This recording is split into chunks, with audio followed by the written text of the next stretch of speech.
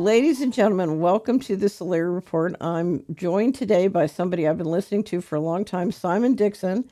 I will tell you, Simon and I have two things very much in common. We both left investment banking disgusted by the corruption, and we were seeking freedom.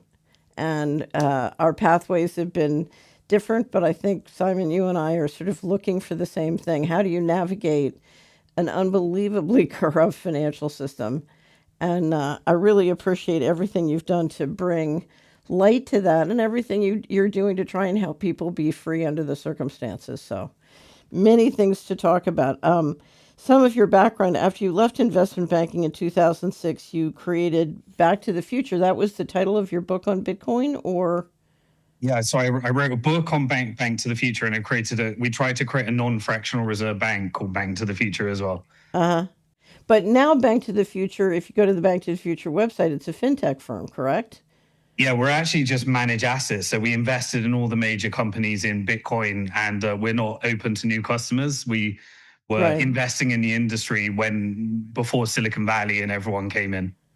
But you have extraordinary experience in investing in Bitcoin companies. So you've invested in the exchanges and, a wide variety of Bitcoin related companies. So you have a lot of experience as an asset manager and investor and venture capitalist in the Bitcoin area, right? Yeah, invested in about 100 companies, some of the big names. I won't tell you the failures, but some of the big names are Coinbase, Kraken, Bitstamp, Bitfinex, Circle, Ripple Labs, Robinhood, blockchain.com, Exodus. So some of the biggest names in Bitcoin were in that portfolio amongst the failures. Right. Well, here's what's interesting, though. You've learned a lot from failures. So it started with your dad losing his pension fund in the dot-com bubble, which I can't imagine how frustrating that must have been. I was very frustrated during the dot-com bubble. And then, but you had one custodian fraud, essentially, or one fraud in the Bitcoin space or the crypto space. Yeah. And you lived through the bankruptcy experience, which is quite an extraordinary experience. Absolutely, yeah. So my journey in finance began when my father spent his whole life going from rags during World War II in Bristol, and then making his first £1 million throughout his whole life, and then losing the whole thing in the stock market. And so he didn't know what he was doing. And he asked me, son, who's got my money? Where is my money? And I didn't know how to answer that question. So I spent the next 25 years on that journey answering that question for my father, which he actually passed away in 2002 on the day that Celsius, the Ponzi scheme and fraud that I was a shareholder in and invested in, closed its door to 650,000 victims. After, and wasn't it a crypto firm? Or if it was 2002, that would have been too early. Did I say 2002? 2022. Yeah. Right, 22. So 3 years ago. Right. And and that took 650,000 victims, some of whom lost their entire lifetime savings by investing in Celsius, by a fraudster called Alex Majinski, who's been serving 12 years now. But in that whole experience, I learned how corrupt the Chapter 11 system is as well. It's unbelievable. Yeah. So that was, I read 4,000 documents, every single court documents, attended every single court hearing virtually, and participated in the process on maximizing the recovery for all those victims. And that took about 2 years of my life. Fortunately, Bitcoin had treated me very well. My father lost all his money from fraud. And then he passed away on the same day. So I kind of dealt with my bereavement by losing myself in a Chapter 11 case, and helping many retirees and pensioners that thought there would be no return. Some committed suicide, sadly. Others had to move countries. But we maximized what we could from the recovery using Bitcoin and law and Chapter 11 and many of the nuances from it, and making sure justice was served. And justice was served. Yeah, you're lucky though. I was an investment advisor for 10 years after leaving investment banking, and I helped a couple of people clean up from Madoff, and it's just extraordinary to watch what can happen and what did happen. Okay, well, let me keep going. You had one of the first books on, or the first book on Bitcoin, but now you have a very successful podcast called Bitcoin Hard Talk. You're on 107th episode. Am I correct? Yes, and I go live every week, following the money. This week in Bitcoin, this week in macro, this week in geopolitics. And some people don't know how, technology, macroeconomics, and geopolitics actually all connect. So I connect all the dots and follow the money each week. Yeah, it's one thing I like to do the same. Okay, so we're going to dive in, and I want to start with stable coins because stable coins is something that I watched the Fed work on potentially doing a CBDC and then flip the framework with Treasury into stable coins that could be set up to be programmable money. Something I'm very concerned about, but clearly indicating that stablecoins was going to help them accept dollar dominance. But if you look at their projections, I know, and you spent a lot of time looking at stablecoins, and I think you understand it very well. If you look at their projections, they're basically, Basan is saying he expects to issue $3 trillion by the end of the decade. Now, at the current deficit run, you need 10 trillion by the end of the decade, not including what you need to roll over the huge amount that you've got with short maturities. So 3 trillion is just a drop in the bucket. So my question to you is, do you think that they're planning on being able to issue way more than the 3 trillion they're talking about? Yeah, so this relates to Genius Act. So what I'll do is I'll answer that question and go back to history of stable coins a bit and then bring it to where it is now. But Genius Act is the new regulations under the Trump administration. There's a couple of key clauses that the bank lobby made sure that they got. The first was that you can take the reserves at the Fed and you can use them to back a stable coin. And so there's approximately 3.5 trillion at its peak there. It went down a bit to 2.8 trillion recently, but obviously from the government shutdown, we had this like treasury account and all that stuff, and craziness on that side. But the point is, there's about $3 trillion that, in theory, through Genius Act, can be turned into a stable coin as long as you have a banking license. Right. And so that is the way of ensuring that the stable coins and leveraging up the reserves can happen.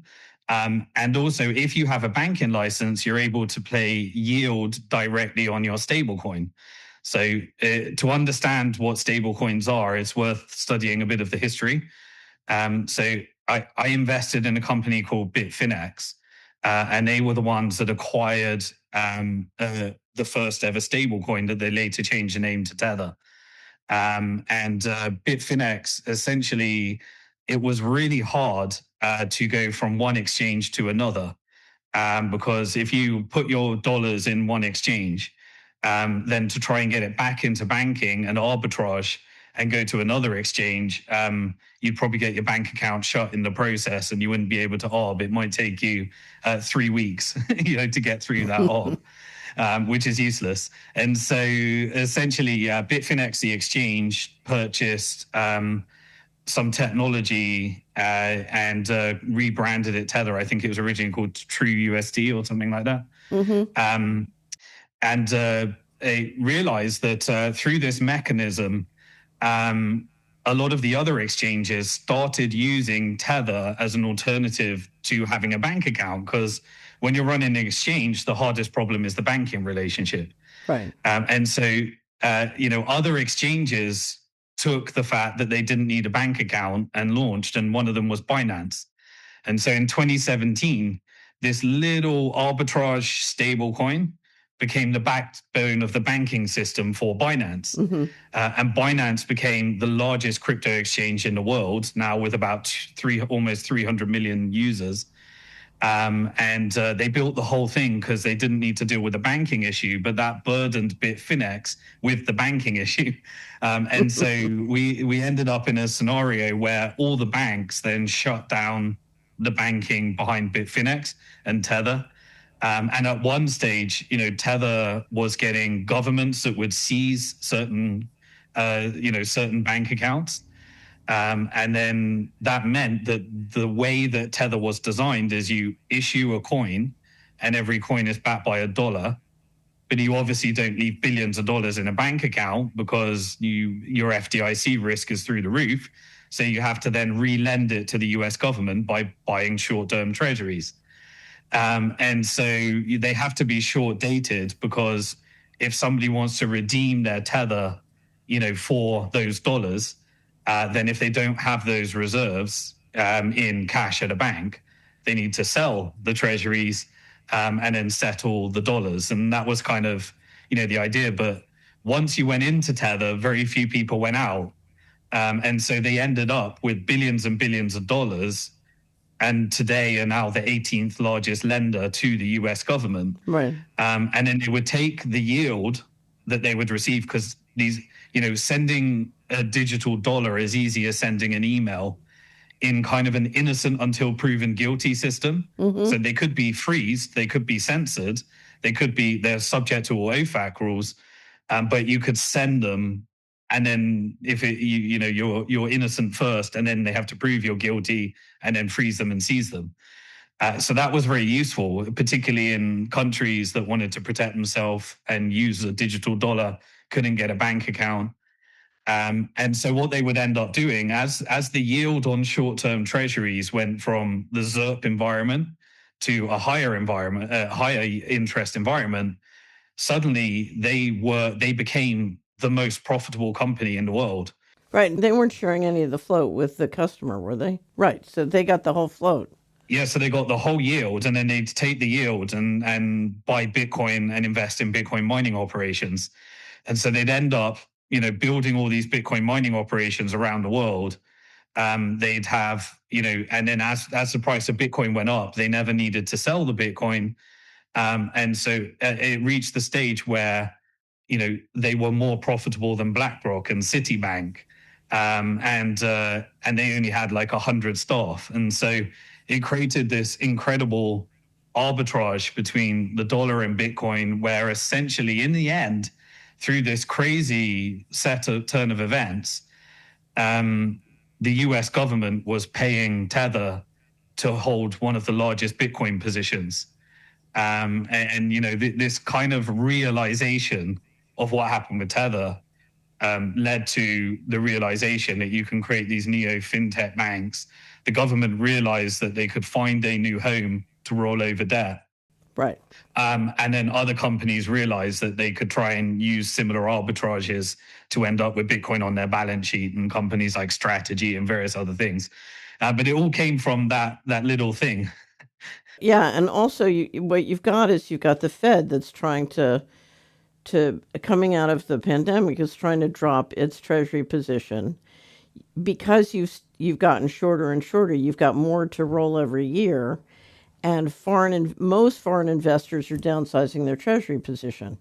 So you are very eager to find new markets, and essentially what you discovered is that with a stable coin you can basically turn treasury bills into a little currency, right? Yeah.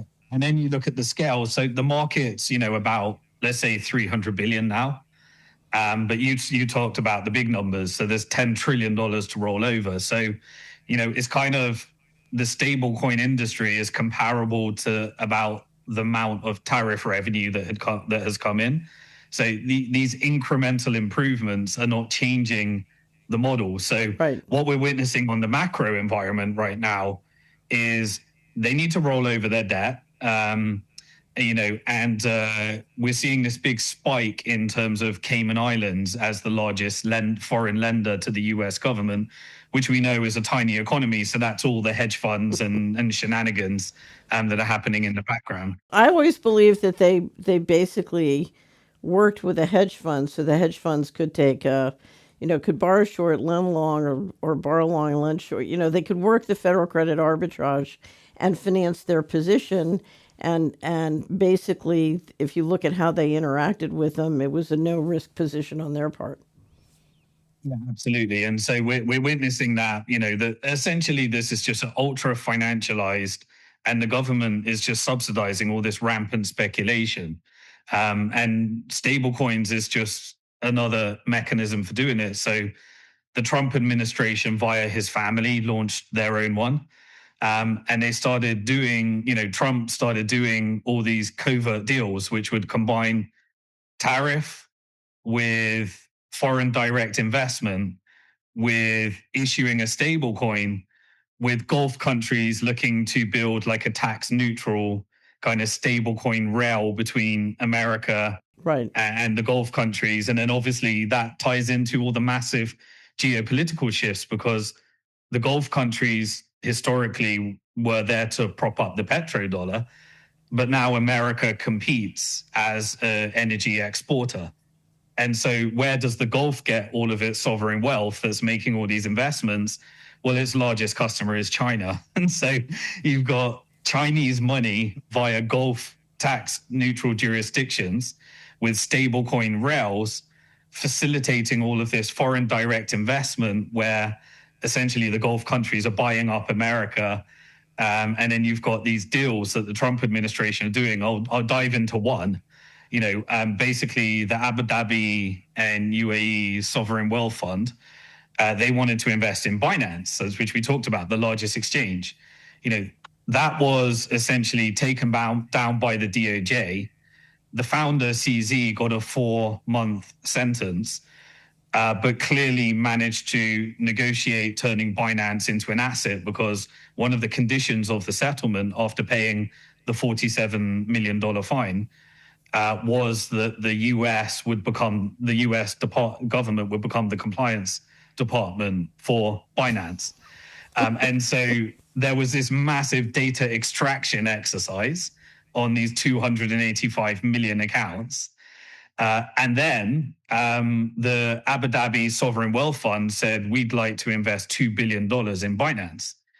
And so after Trump, went and did his tour of the Middle East, he came back and said, well, if you want to invest in Binance, do it via my new stablecoin through a company called World Liberty Financial that the Donald Trump Jr. and Eric Trump have created, with Steve Witkoff as the main investor, the envoy to the Middle East that's negotiating these deals, and said, you put $2 billion in this account, we'll buy treasuries, while the rate's artificially high.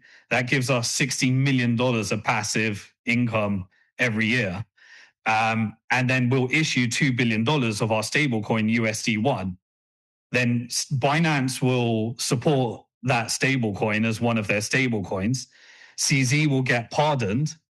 And now we've facilitated $2 billion a trade by doing one of these deals. And so every time you hear about these foreign direct investment and these crypto policies, you can just follow the money and figure out what's happening here. But essentially, there is capital outflows. The Gulf are buying up all the assets. Trump is facilitating the reverse IMF strategy, as it were, right, where the Gulf countries are buying. And you've got these crypto rails and stablecoins that are being built and then at the same time, there is a big macro policy. What's the macro policy at the moment? Well, it's fiscal dominance. It's spend the economy, screw the economy. Everything's on the stock market. Roll over the debt as much as possible. Invest as much in, these AI contracts, these military contracts. Make sure that they circulate around the stock market to, get these GDP prints. Make the GDP print look great. Make the stock market look great. And then simultaneously, basically knock the interest rate down, 300 basis points is the stated goal, to about 0.25%. So essentially, you're inflating away the debt, you're screwing the economy for those that own the assets, you're making that K-shaped economy go like crazy. And then you're going to get the stable coins and the pension funds in a deregulated environment with all of these lower interest rate treasuries. So you're asking the stablecoin issuers and the American people through these Cayman Island elaborate schemes, deregulation, to subsidize below market debt in an environment where the US government and US treasuries have never been riskier. You know that because the 20-year and 30-year treasuries, they're going up. They're fluctuating around this 5 and 6%, 4 to 6%, depending on the duration.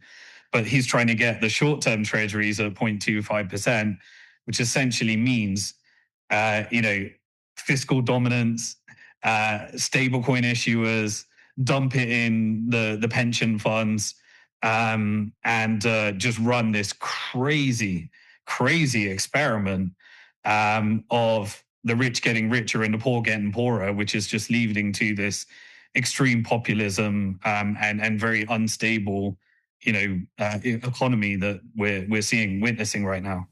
So I don't know if you ever watched Tim Dillon, but he's a comedian who does sort of a news show, and he said we used this in the annual wrap up. He said under Trump, America's become, and he kind of looks off in space, and he says an auction.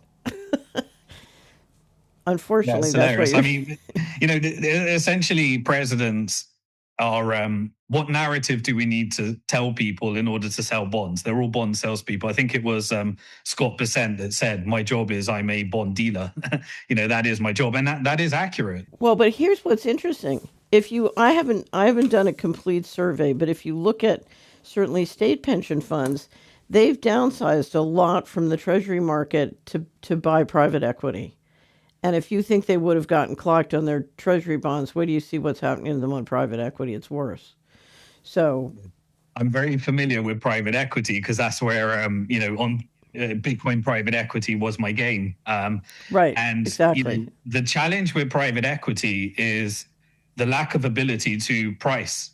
But the way you price it, because, at Bank to the Future, we always had to give, we have to submit to our regulators what is the value of the assets that you are custodying for your customers. And therefore, we'd have to make a price on an illiquid asset. And the methodology you'd have to use is mark to market. But where is the market? Well, it's the last funding round, or maybe someone does a secondary trade. Right. And so you have these elaborate ways of trying to figure out what is the value of these very highly illiquid assets that may take 7 to 10 years to mature. Right. And in the end, you find out that the way most people market is you engage in a smaller secondary trade where two investors agree to trade with each other. That sets the price. But it could have been via some covert mechanism that two of your LPs or sophisticated investors traded with each other just to set the price. Then you market to market. And then now, if you're able to dump that into a deregulated pension environment, you can essentially have these valuations that at some stage, with private equity, we had about a 25% hit rate, which is one of the best in the industry, but 75% of those are going to be marked to zero at some stage. Right. And that is a very inappropriate mechanism for pensions. But obviously, you talk about it as if we're bringing access to all the big deal flow, to you. But no, it's exit liquidity. That's exactly what it's going to be. Right. Okay. So back to stable coins. Here's the question. I don't know. I don't know where you were in 1989. Where were you in 1989? I was 9 years old in Bristol. So you probably don't remember when the wall came down in Berlin. There were great discussions that it was going to take 10 years to unify Germany. They would have to have negotiations and treaties and everything else. And the chancellor just literally in the first, very early on, just said, okay, we offer a sweet premium to the East Germans to come in the Deutschmark. And literally the country was unified overnight through the currency.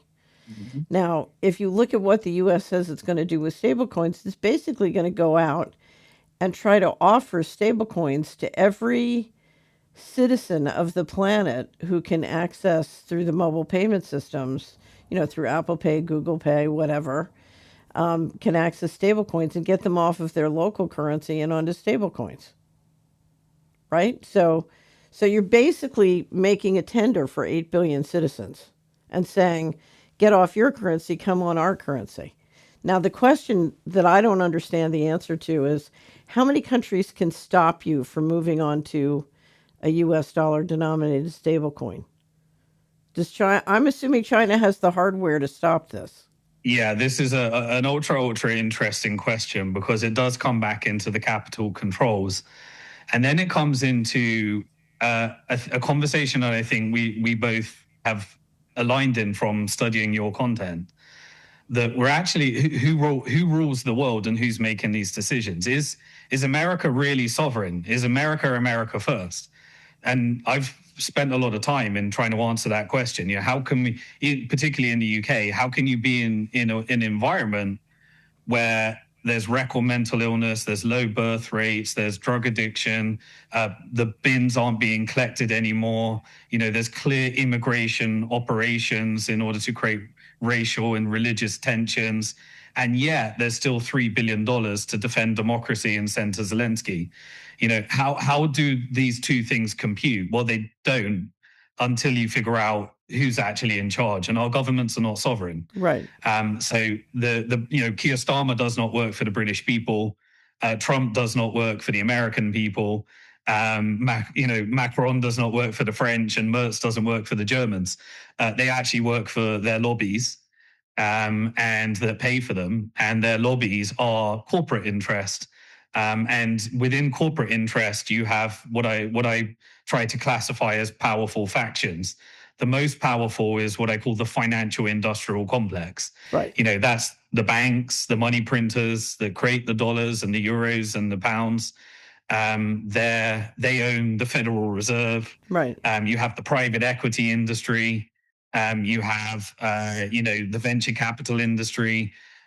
You have the investment bank that financializes and securitizes everything. And then you have the ability to control all of that access, the passive investment flows, which is the ETFs and money managers. And so ultimately on the top of this power structure is the sovereign wealth and the money managers, because everything's public and every politician is for sale through lobby. And so ultimately you have this financial industrial complex which can, vassalize all of what looks like, you think Tesla is a powerful company run by the richest man in the world, like Elon, but actually he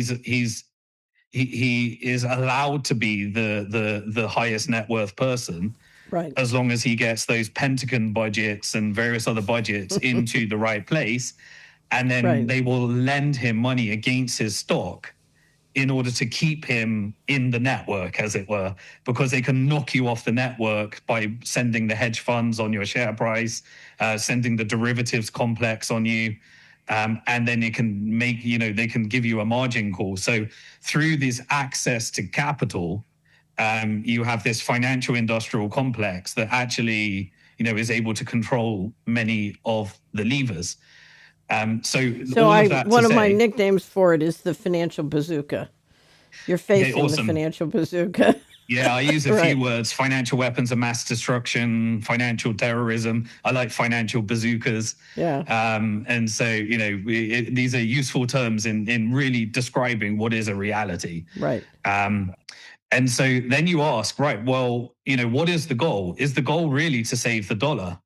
Well, when I look at what a company like BlackRock, State Street, and Vanguard are doing, I see capital flows that are pricing new financial products in foreign currencies.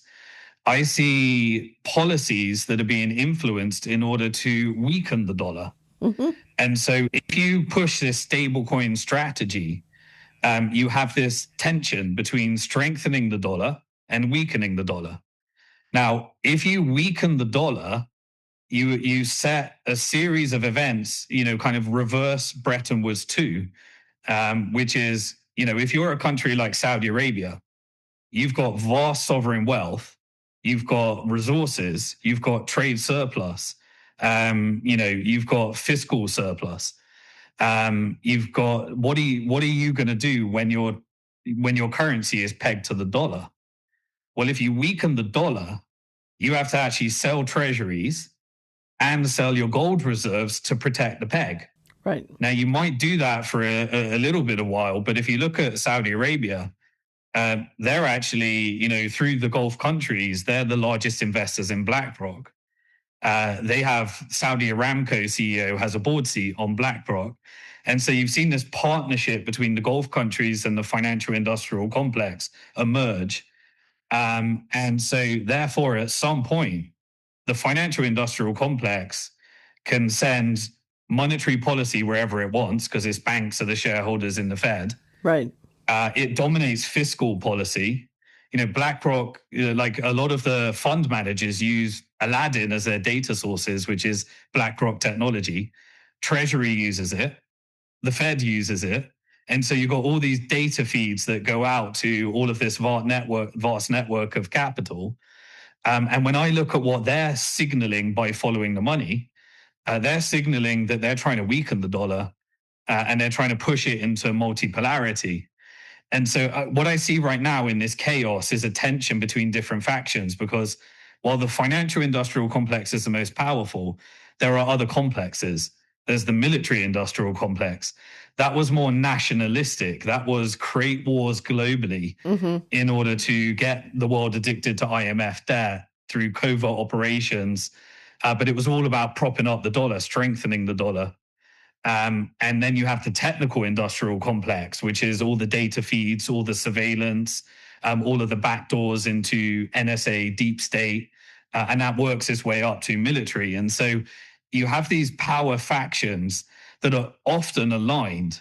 But I believe right now we have a tension between strengthening the dollar through military industrial complex operations, technical industrial complex operations like stablecoins, but ultimately the financial industrial complex, they want the world to be, I believe, multipolar, which I think is a conclusion you came to. Right. And they want to partner with these different blocks.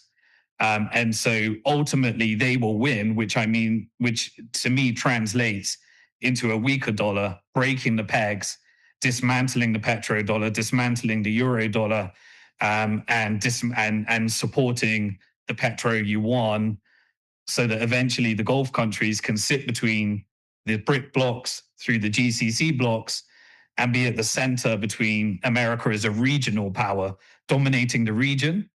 But the dollar needs to be shrunk to a regional currency. It's no longer the global hegemon. They seem to have concluded that the one world thing doesn't work, and you need these. You basically need, America running North and South America, and China and Russia, running the other block. Yeah, with the Gulf sovereign wealth in the middle, with tax neutral, and then rails.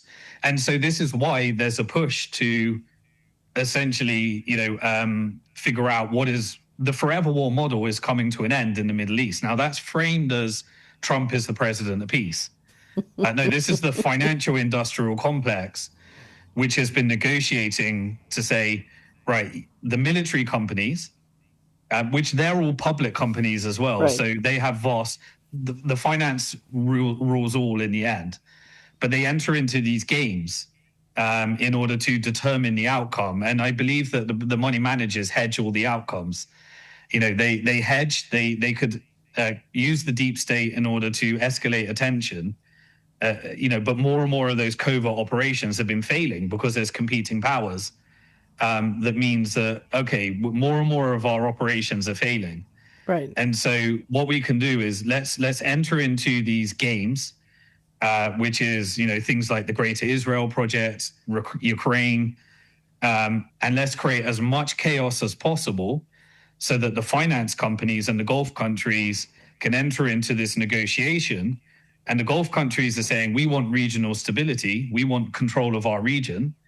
The financial industrial complex is saying, well, if I'm going to stop the military and the Greater Israel Project and the Forever War Project, what are you going to give me? And so they're negotiating over Syria, they're negotiating over Lebanon, they're negotiating over Palestine, Israel, the entire Levant. And they're deciding who's going to get who's going to control what flows. And then now they're essentially saying, and the whole catalyst for this in that area of the region was the rise of China, right, America becoming an energy exporter, competing with the Gulf countries, and then the Gulf countries getting all of their revenue from selling energy to China. And so China came along and said, hey, we can de-dollarize here. If BRICS align with the Gulf countries and we play these games, and then you negotiate with America and the region and the financial industrial complex, we can get a military exit. And so therefore you had all these signals like Xi Jinping and China came out and normalized between Iran and Saudi Arabia. Now we're getting essentially the full vassalization of Israel, Lebanon, Yemen, all of these regions. And the only way you can do that is to resolve the Palestinian issue, normalize between Iran and Saudi Arabia, stop having the military use Israel as a tool for conflict and destabilization, and allow it to be a normal state. And then simultaneously, the military, the military exit slowly in exchange for financial stability. And so all of these deals are being negotiated. yeah. So I agree. All these deals are being negotiated. I'm not sure they want Israel to be a normal state. I mean, I think what they wanted was they wanted to basically clear Gaza, redevelop it, and redevelop it in a way that Israel could be a very big part of what I call the control grid.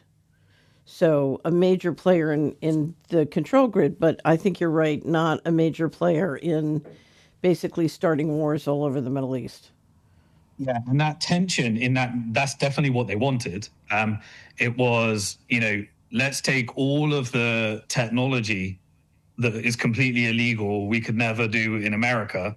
We do that via Israel. Right. When these companies need legitimization, they get acquired by Google and rolled in. Right. But all the covert, really illegal stuff that we could never get congressional approval for, that's unconstitutional, we do that via Israel. And then, we want Israel to stop being funded for destabilization and instead gain as much territory as possible.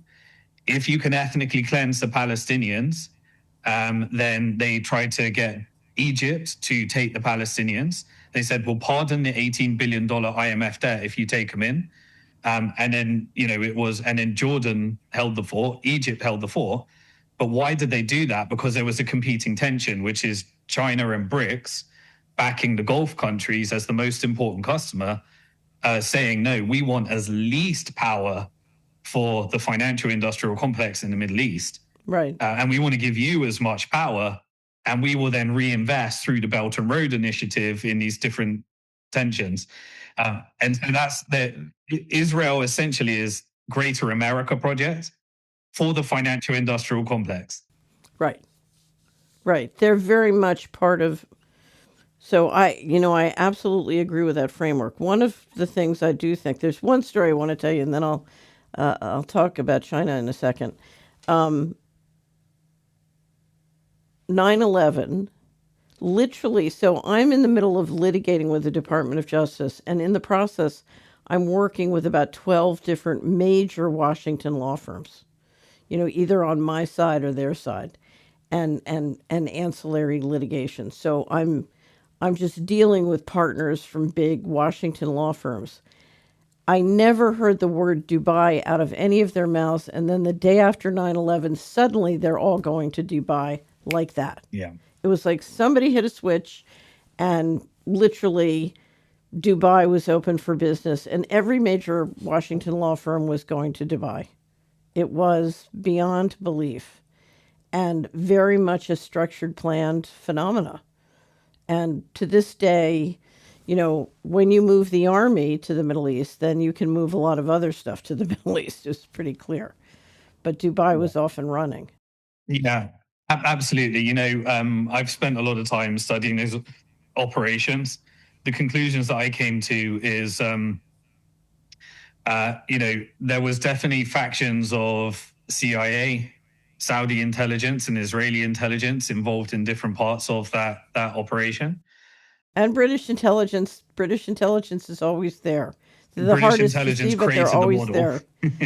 Yeah, Right. MI6 was all over the Middle East, and Africa and everywhere. Yeah, the previous Right. colonies, and so you had that, and yeah, it's I mean, you can just read the actual FBI Right. documents Right. and see the bits that were whitewashed. The Mossad agents. I was the first person to write. I published it on September 17th. That the official story was hogwash. So Amazing. I have to go back and learn all of your work and get back to it because for some reason the algorithms didn't put you in front of me. really, But as soon as I found your work, I was like, how have we not been connected? But the algorithms didn't let us meet. yeah. So my 9/11 claim to fame was I wrote an article accusing Condoleezza Rice during her official testimony on 9/11 of lying. And I sent it to Rice, the president, the vice president. It got picked up by UPI, went viral. And 3 days later, I was poisoned and almost didn't make it. So Wow. Okay. And all the anthrax operation to connect it to Iraq. I started a group called Unanswered Questions, myself and three other activists working with Scoop Media in New Zealand. And we took the position that we can't produce an evidentiary train, so we can't figure out what really happened, but citizens can ask questions. And we ran a process where citizens all over the world were sending in and we were batching and bringing forth their questions, including to the commission. And that turned into Paul Thompson's timeline. I don't know if you're familiar with his timeline. And essentially what it showed was the official narrative was complete bunk. Anyway, so my interest in 9/11 was there was money going missing from the federal government, and many of the offices and buildings involved in that money going missing were blown up. And that happens wherever you have financial fraud. You tend to find that buildings with the records blow up. So Yeah. that was that was one of the great blowups. Okay, let me go back to stablecoins. What what do you think the possibilities are in terms of what kind of market share stablecoins can build worldwide? Do you think Basant's $3 trillion is a reasonable estimate, or low or high? Well, again, I think you can. So I think the goal is to turn the dollar into a regional currency, which means weakening the dollar. But if you wanted to get $3 trillion, then you just launch a stablecoin based upon the Federal Reserves.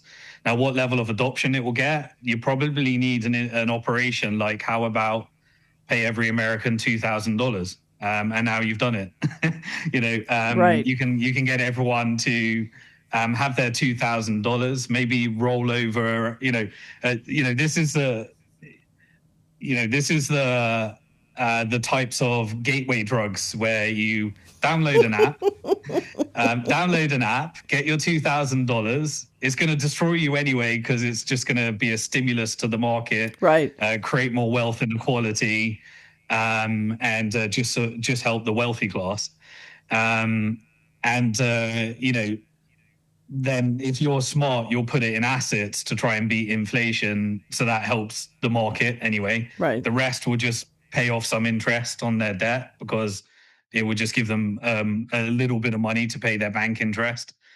But you can get them to opt into the terms and conditions of the stable coin. Right. So I think a lot of the control is going to come through the terms and conditions. I absolutely agree. Yeah. Yeah. And you can see where we're creeping up to, like with the ancillary companies. So, you got the PayPal mafia. So you've got you got Elon Musk that suddenly has access to vast data through Doge, pretending they're going to pay down the national debt. If anyone needs to hear this, the dollar is debt. You can't pay down the debt. The dollar is debt. There is no such thing. If you want to pay down the debt, you'll trigger the Great Depression like we've never seen Right. before. So, and any belief that you're going to pay down the debt without radically taking on the financial industrial complex, reforming the whole system, and doing something radically different in terms of money, is the only way you can do that. And that's not happening. This is a rollover scheme not pay off the debt. Right. And so you've got, what do we do? So we have Doge, then we have, turn all our cars into data with Tesla. Then we have, let's go to the financial industrial complex. Let's make Jack Dorsey sell X. I'll borrow against my Tesla stock to buy it and then co-invest with the Gulf countries. You'll start to see that as a reoccurring theme. You got people that are meant to be these entrepreneurs that are the richest people in the world, but their net worth is dependent upon their stock price, and the financial industrial complex lends money against their stock price as a control mechanism. And so that's how they get them in compliance. And then they always co-invest with the Gulf countries. So this is a reoccurring theme.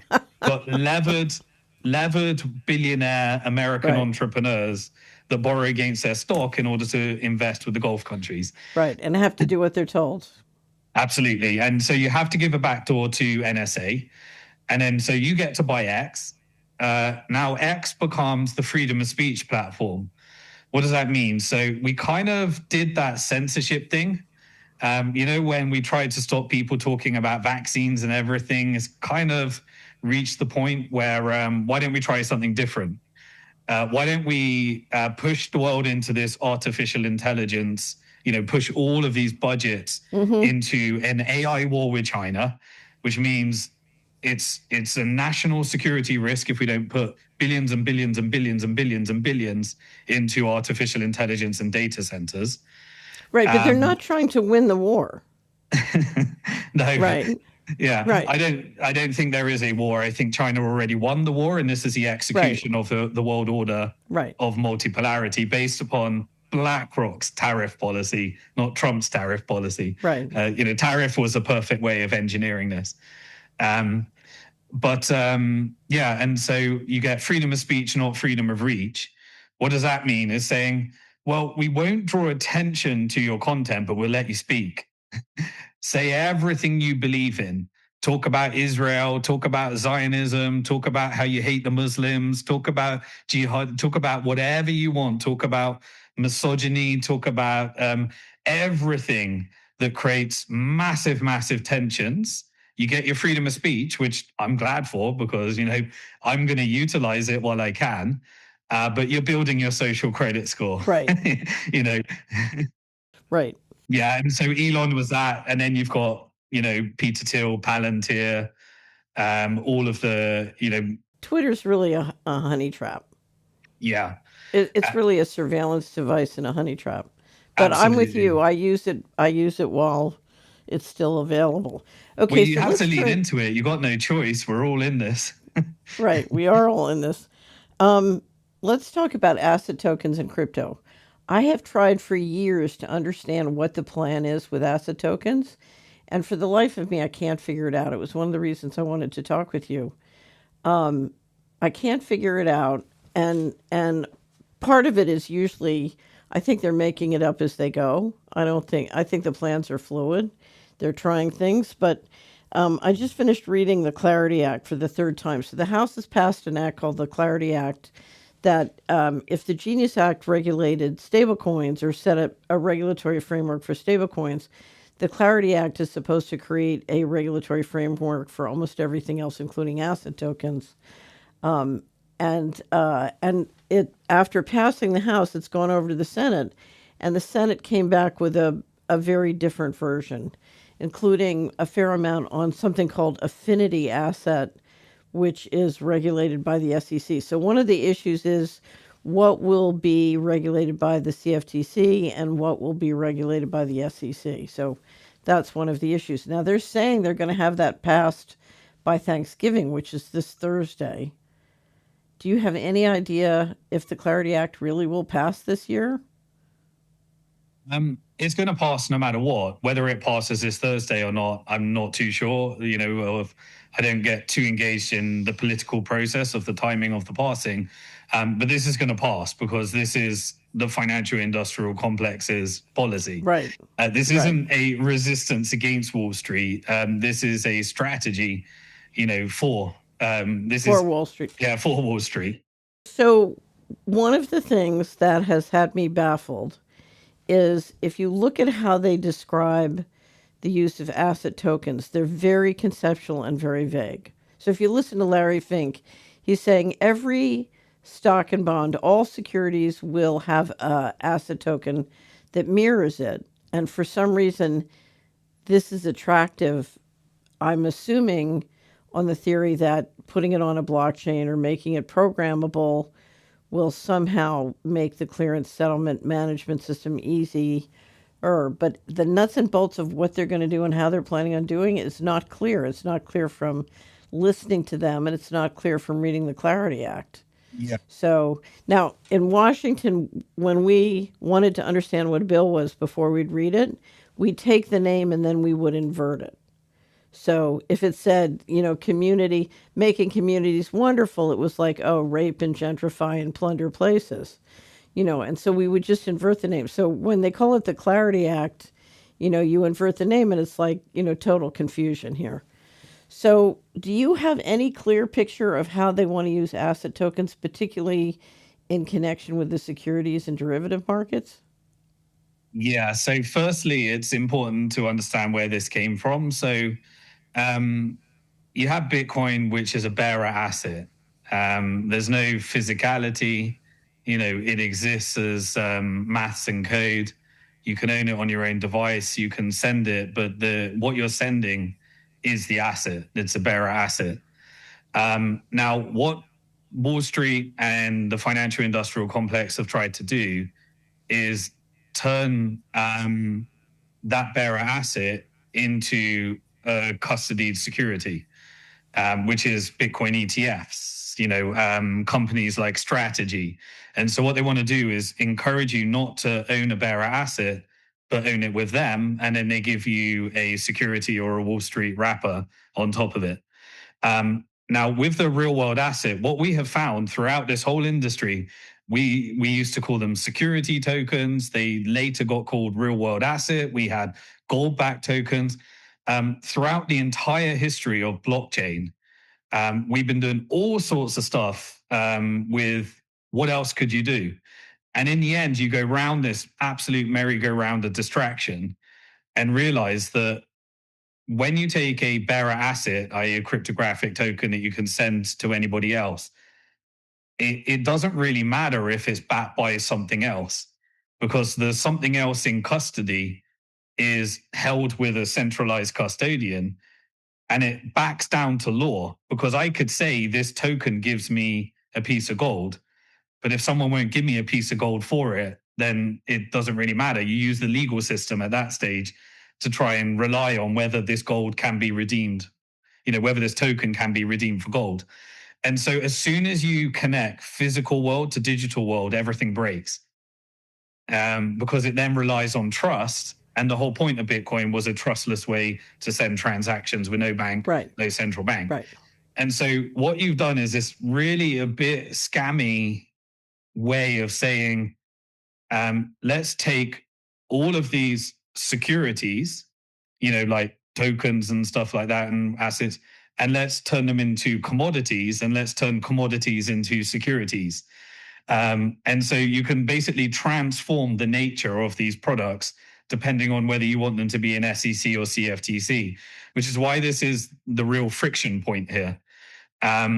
Because what does it actually do? Well, if you tokenize a real world asset, like a gold ETF or a gold-backed token, you essentially give the gold to the custodian and you get a security or a representation of that gold in return. So you centralize the actual asset while giving people a token.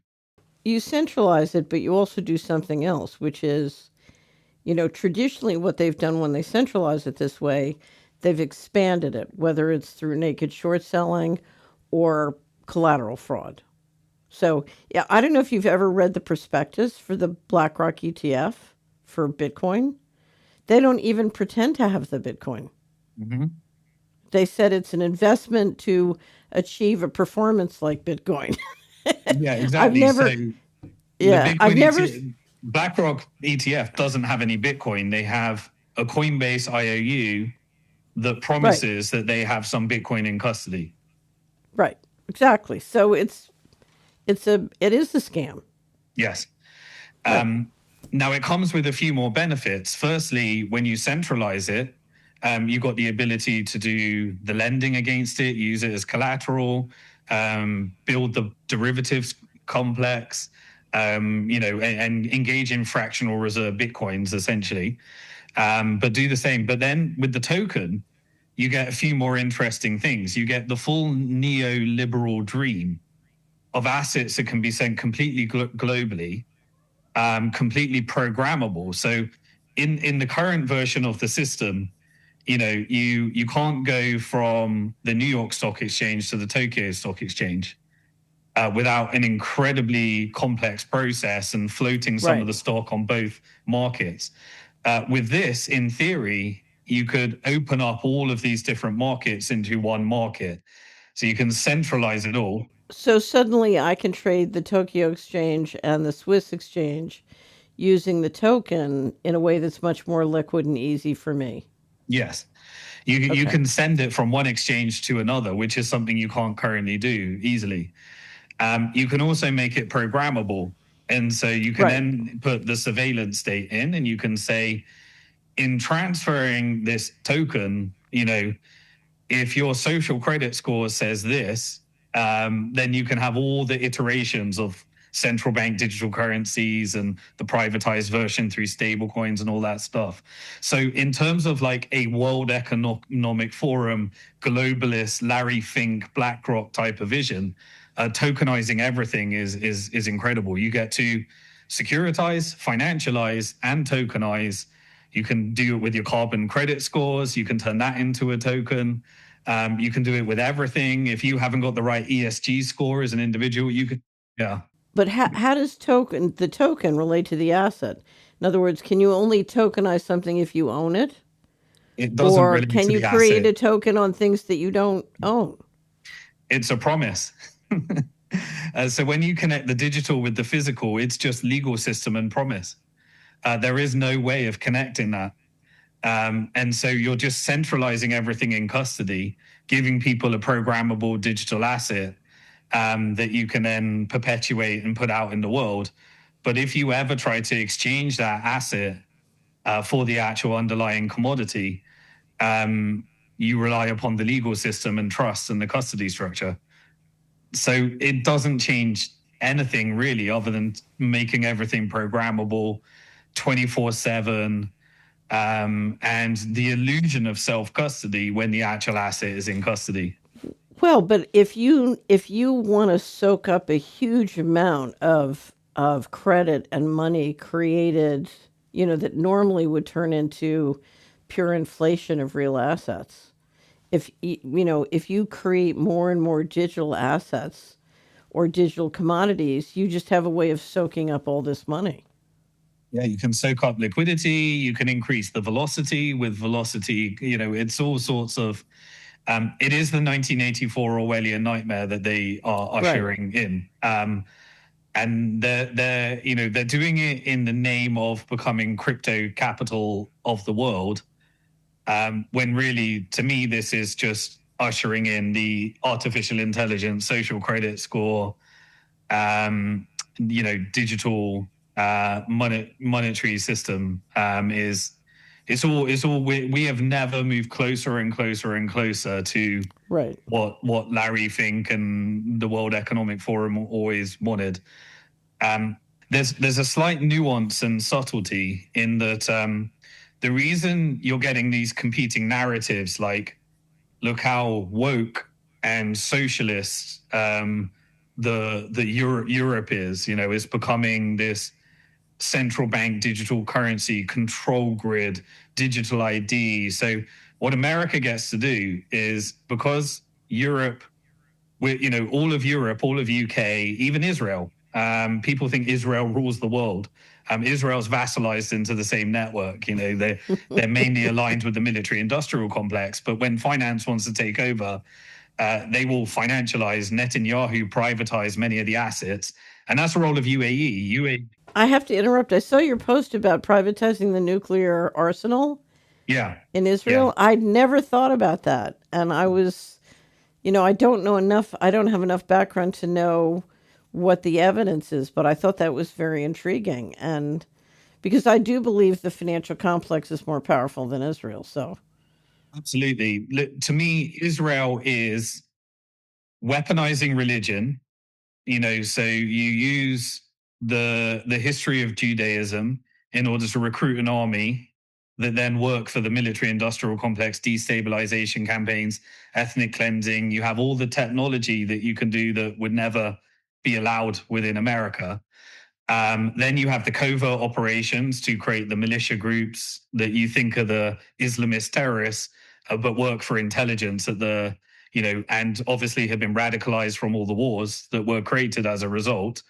And then you have the narratives that are pushed back into the evangelical Christian, more modern interpretations of prophets versus country, and evangelical Christians believing that they need to protect the country. And so you've weaponized Christianity, you've weaponized Islam, you've weaponized Judaism, and that is how the military make a lot of money out of the region. Now, in the meantime, people have the narrative saying, but Israel's, all of the narrative has shifted, where they're like, what is Israel doing for us? Well, it was a money laundering mechanism right. for taking Pentagon budgets. And then the money always went up to the US stock market in the end. And, through Lockheed Martin, General Dynamic, JP Morgan, and all these different companies, and Boeing and Palantir now. And so if you look at it, people are like, yeah, but we spent 400 billion on Israel, but you made $10 trillion of revenue into the stock market. But that's not for the benefit of the Americans. So the Americans are like, oh yeah, but they're just extractive. They've co-opted everything. To me, Mossad, CIA, that's one network. Right. They work for mainly military and corporate interest. And you have this really nice plausible deniability story where you can say it wasn't us that did the genocide, it was them. It wasn't, they controlled, they blackmailed us. That's the only reason why we did it. It wasn't because military paid us. It wasn't, it was because they Epsteined us. It's just you create this plausible deniability that when America needs to divorce from Israel, they can even, and if you look at the algorithms right now on X, you could go to X right now, and depending on what side of the algorithm you're on, you'll have a space with agents that are saying how Qatar rules the world and it's all the Islamist terrorists. And then you'll have another space with, and I don't like to use the word anti-Semitic because Palestinians are Semitic. I like to say Jew haters. There is a revival of that Nazi narrative of people that will spend the whole day saying how every problem in the world is because of Jews. And you can have those two algorithms are going to be pushed at the same time as having these civil unrest campaigns. Yeah, but part of it is that there's something about the human race we want a scapegoat. And I remember when I first left the establishment, I got on a listserv and there was a huge war going on. It was for researchers researching the narcotics trafficking. And you had one group that said it's all the Jews, and another group that said it's all the Vatican, and the other group that says it's all the Masons. And, I had to explain to them, if you look at how, those groups interact within a place, so a city in America, they they compete and cooperate. They have to, otherwise you can't. They have to do it together. And if you look at who's doing it, it's all of us. If you look at who's going to work and doing it, or who's financing it in their 401k, in other words, it's a much more integrated model. And but there's this need to find this scapegoat of somebody way, way over there. I'll never forget. One guy was trying to lobby me to cover or promote climate change on Solari, which I wouldn't do. And he kept insisting that the spraying was being done by the Chinese, and the American military was helpless to stop it. I was like, wait a minute. You're saying the Chinese are spraying over Omaha, Nebraska, but the American military can do nothing. It was quite Yeah. extraordinary. You got it. So, it's the communists, it's the radical left, it's the Democrats, it's the Republicans, it's the capitalists, it's the Muslims, it's the Jews, it's those are very deliberate, where your worldview turns into the algorithm and it radicalizes you further and further into that. And then suddenly you can find all the evidence around the history of banking and the Jewish connection. But again, even if you look at that, that was because historically, usury was forbidden within Christianity. Right. In Judaism, you couldn't lend at usurious rates to each other, but you could lend to non-Jews.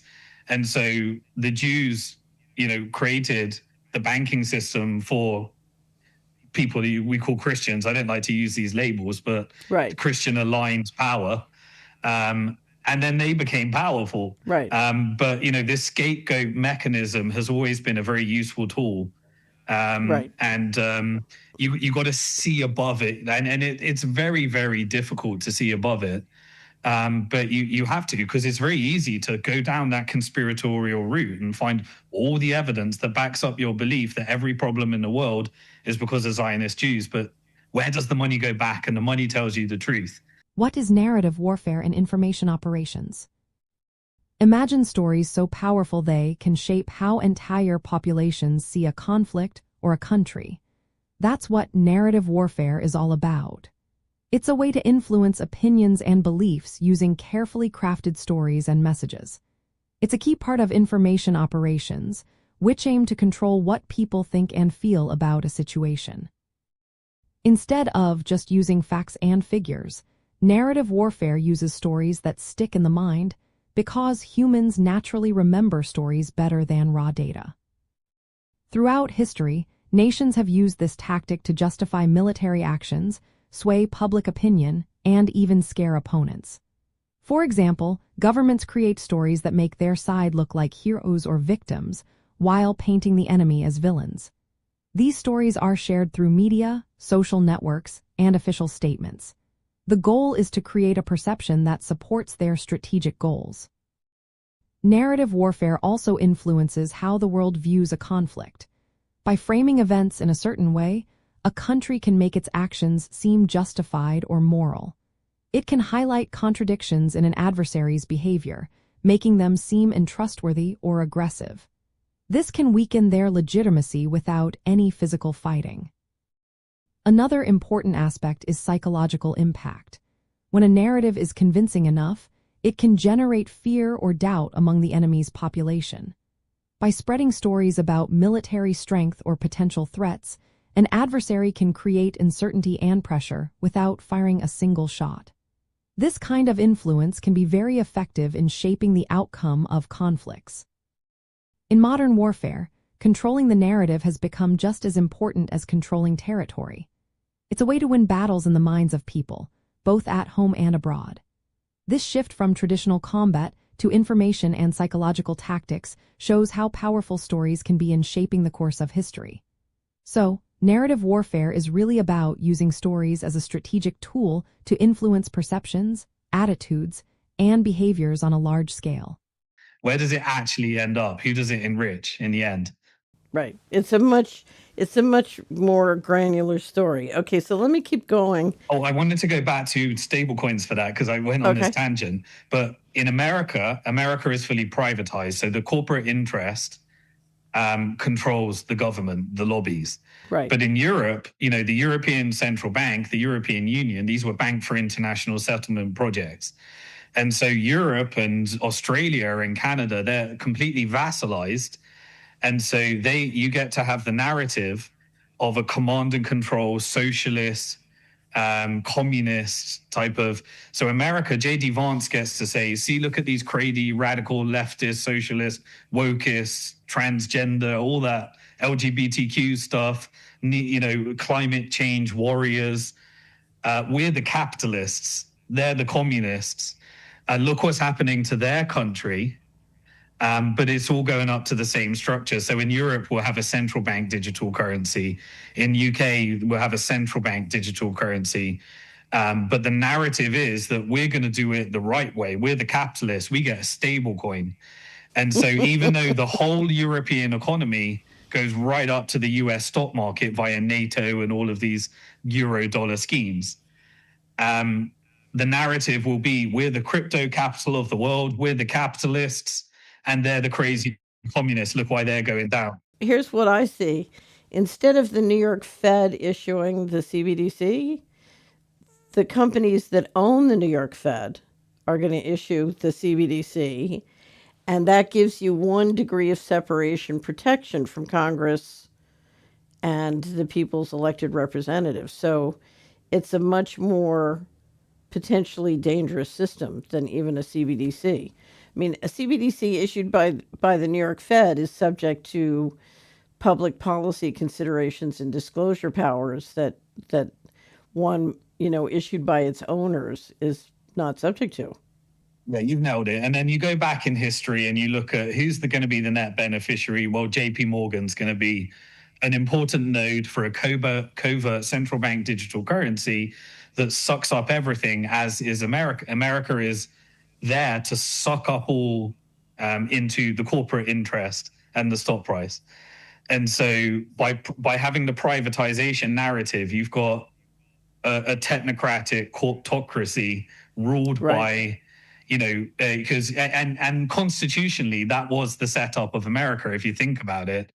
But here's what they want to do. What you're trying to do with programmable money and a digital ID and then the surveillance network, which we got to talk about, what you're trying to do is the bankers assumed control of monetary policy in the United States in 1913. Now you are going to assume complete control of fiscal policy. I mean, once this system is in place, you don't need a legislature. You don't need an executive branch. Now, you may keep them for theater. You may keep them for show, but the bankers control fiscal policy entirely. I love this conversation. We agree on so many different things. So they got control of monetary policy because who are the shareholders of the Fed is the private banks. The private banks, they put a laxie there called the chairman of the Federal Reserve and the governor that implement the bank's policy. And then you have Treasury. Treasury is a piggy bank for reallocating those money through the debt markets and capital markets into the same privatized interest. The asset managers own all the assets. You pay your pension. They get all the board seats through index investing, your insurance premiums, all your social systems, the insurers, all of that goes up into the money managers. They then use that in order to control companies, construct financial products. Mm-hmm. You have that whole thing. But now you've got a beautiful narrative right now, which is Trump, the guy that they tried to assassinate, the guy they tried to use all the lawfare on, the one that actually got through to take on the deep state, he's the one that's going to use fiscal dominance, remove all power from the banks, hand it over to Treasury. When it's an identical system, you've now got the same people issuing the stable coins. And so all you're doing is you're getting fiscal, you're controlling Treasury, you're controlling Fed, you've got Senate, you've got Congress through lobby, and then the deep state has judicial. You have centralized everything, but you got the perfect, like Trump was just so perfect for taking almost like his cult following. It was 6 weeks before Butler on Money and Markets. So John Titus and I do a show on the Slay Report every week called Money and Markets. 6 weeks before Butler, I said, they have chosen Trump. They're putting Trump in to get the control grid. That's his job, and that's what he's going to do. You can follow his funding. If you look at his funding, his largest backer was Elon Musk, technical industrial complex. Then you had the Mellon banking family, financial industrial complex. Further down, you had Mariam Adelson, which was the Israel part. So try and get as much in the Greater Israel project while we move to regional stability for the banks so we can implement the technology. And so he is a perfect reflection. And so when you get all these kind of Epstein email leaks, I think what this is that if you look at Biden, he was a neocon. So he was more aligned with military than financial. Yes. Whereas Trump is pure financial. He's got the narrative of we're taking on the banks, but he's a transactional guy. Right. And he's definitely ushering in the vision of BlackRock and the technical financial complex there, Right. which I believe right now in some places is in conflict. So most of the time they're aligned. Well, here's the tension. I mean, basically, the tech guys have said, we can help you extend and evolve. So you want to do a going direct reset. And in fact, so every 80 to 120 years, the central bankers do a reset and they evolve or shift the currency. This time, in essence, they're going to end currency. I mean, that's what programmable money is. There's no liquidity. Essentially, you're ending currency as we know it. And so the tech bros are coming in and saying, we can do this with you. And traditionally, Silicon Valley and the finance guys, that's not a happy cultural merger there. And so they have a lot to work out if this is really going to happen. Yeah, and then you've got the traditional, historically, the military has been more nationalistic.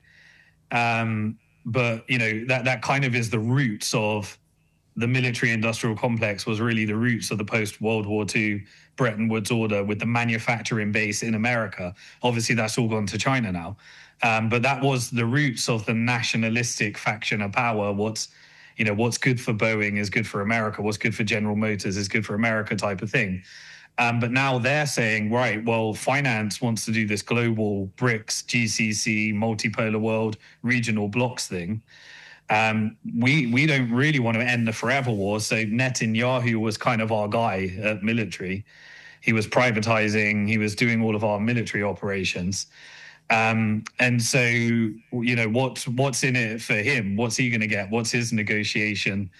And the military basically, I think, have said, well, we'll compensate you if we make Middle East into regional stability. We now don't control that side of the world. That's China's territory. That's BRICS. Right. That's GCC. That's regional.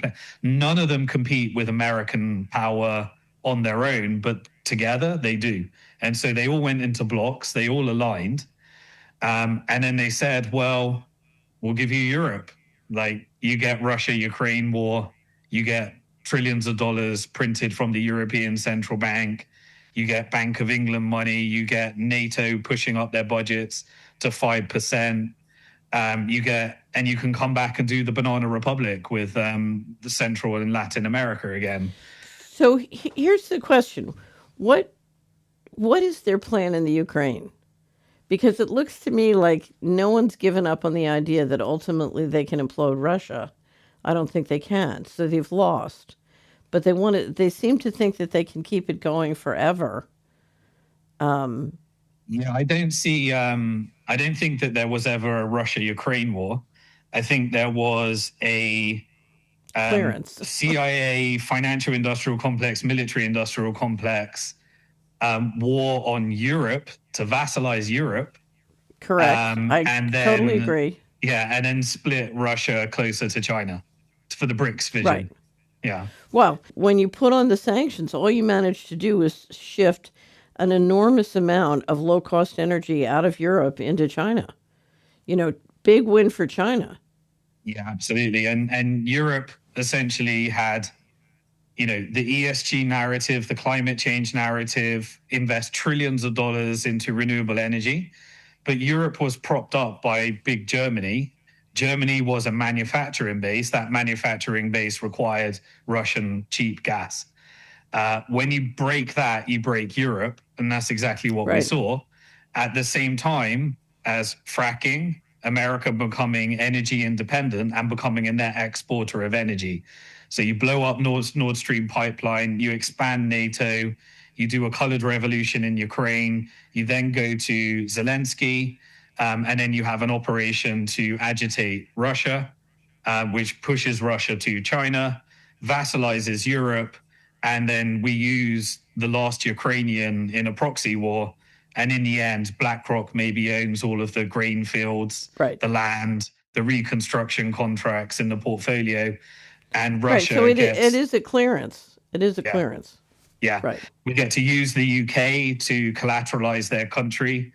The Gulf countries get to buy up more and more assets. Right. The financial industrial complex gets a place for more of its data centers, energy, for artificial intelligence, water supply, rare earth minerals. And America knew all along that there is no such thing as a war between America and China. That doesn't exist.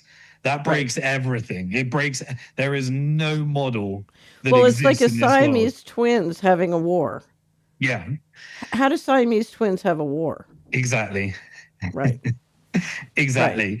So, you reset the world order. And look, I'm not saying that what I've learned about factions of power is people like to move towards a conspiracy theory of an organized cabal.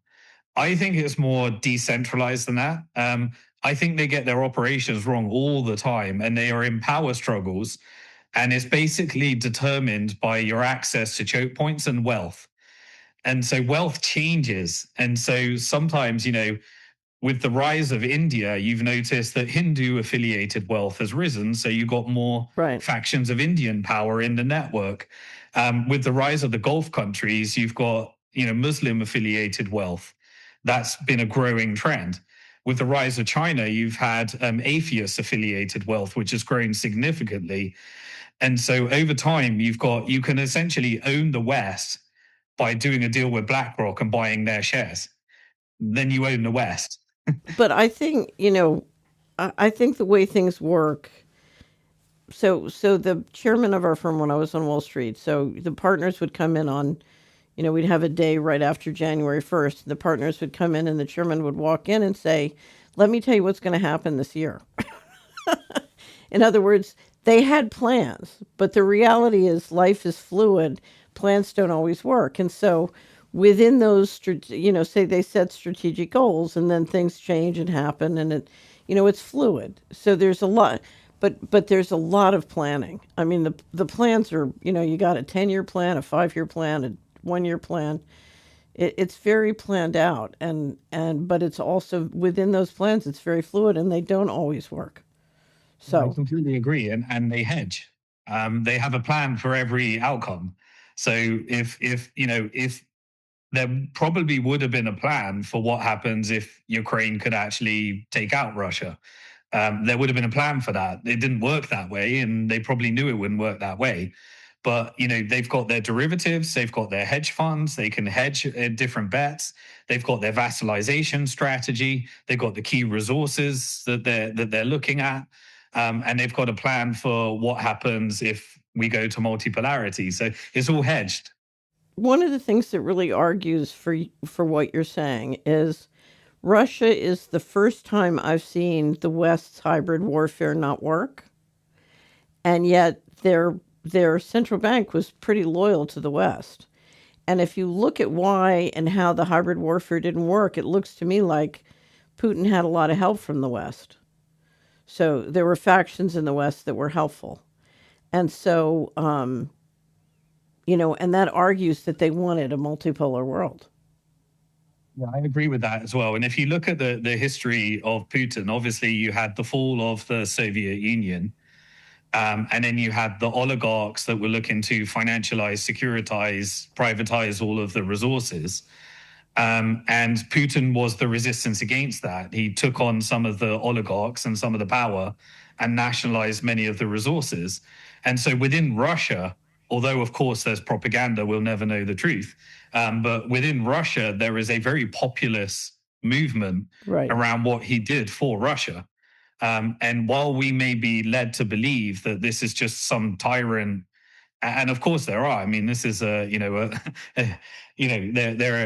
is corruption in everything, and there is power struggles, and there is different networks and all these different factions of power. But really, his thing was that he didn't allow for the nationalization of all the assets, and he took on the oligarchical power. And so, from that moment, when you couldn't get neoliberalism, within Russia, which was kind of a Bolshevik revolution and led to the creation of the Soviet Union in the first place, by Wall Street funding both Hitler, fascism, creating the Federal Reserve, and also the Soviet Union for your communism. You fund all ideologies. He was a resistance against that. And so you can imagine in that there was lots of negotiations with the financial industrial complex that also has power within Russia, and there's a whole structure Right. within Western power versus sovereign power. So let me ask you one question before we move on, or actually two questions.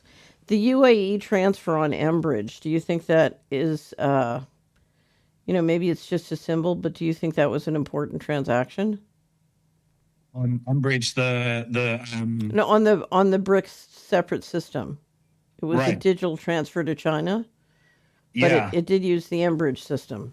Yeah, I do. So there's a few currency war apparatus that have been set up on this stage. Firstly, the BRICS single currency, I believe, was a Goldman Sachs operation to try and turn BRICS into Europe. And I think they realized that and avoided doing a single currency because it's a vassalization strategy. Right. So I don't think we get the BRICS single currency, but they have all been building their own payment rails. Now, UAE is kind of an interesting one because within the Gulf countries, they play good cop, bad cop. Right.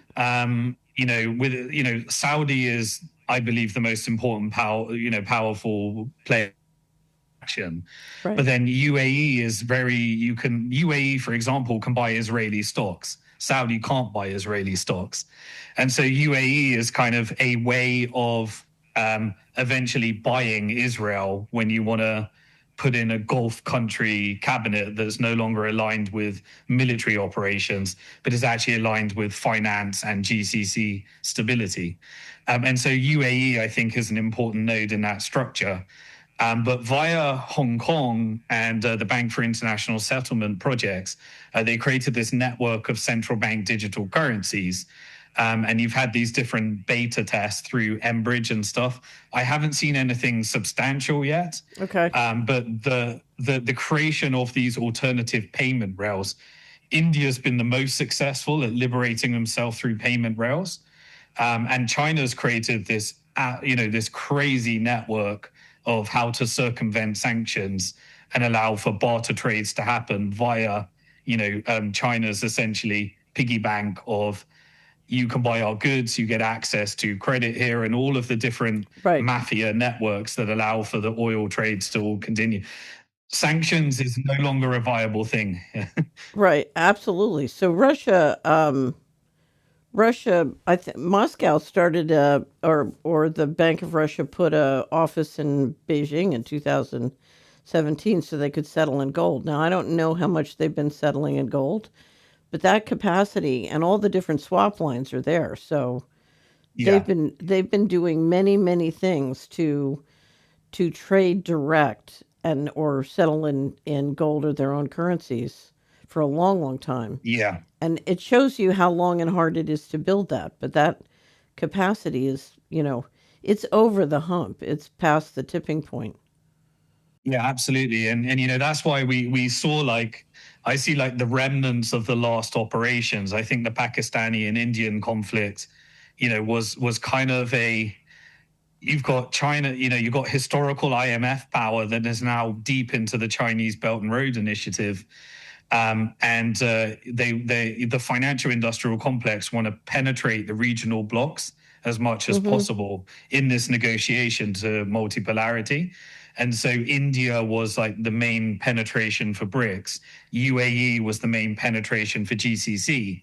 But at the same time, and that's a lot of what we're seeing, all of these negotiations and trades, happening right now. And then, there is the alliance between Iran, Russia, and China was the end of sanctions, and that's why we're seeing countries like Syria, where you have the ex-head of ISIS in the White House negotiating with Trump, and that can only happen when you understand that these people were never religious Islamist terrorist ideologues. They were pay-for-play rental militias to destabilize countries, and that's what you're seeing across Africa right now. So what I see with Trump is you see an announcement that comes from Truth Social that says like, the Muslims, the Islamist terrorists are killing Christians in Nigeria. What that actually means is it's a signal out there to say to Nigeria, go east, start negotiating with BRICS. Because we can no longer actually do these covert operations.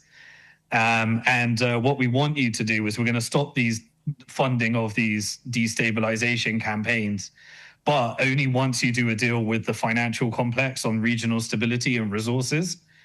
But once you're done, then work with China and work in multipolarity. But it's a signal to the world. It's saying there's a white genocide in South Africa. He's saying America is no longer a reliable trading partner. We're weakening the dollar. We're deconstructing, and even the deep state. We're taking on the deep state. What does that mean? It means that you're taking down USAID, which propped up the dollar. That was the covert operations that forced everyone into slavery. I think USAID was basically you go into a country and you buy people. Yes. You buy a lot of people, you make up all these crazy things and you use it to buy people. Now they don't need soft power, they've got hard power. So if you look at the surveillance technology, the satellites and other invisible weaponry they're rolling out, I think they think that hard power is cheaper and easier than soft power. Yeah, so look, we're going to end into this regional block, multipolar world. The more and more I watch, the more I think the thesis is correct. And I'm almost certain this isn't the West being defeated by the rising BRICS. This is BRICS working with the financial industrial complex. So the Western banks and financial institutions are not fighting. They're making this happen. The West financed China. The West financed the BRICS. This is all. Yeah. Yep.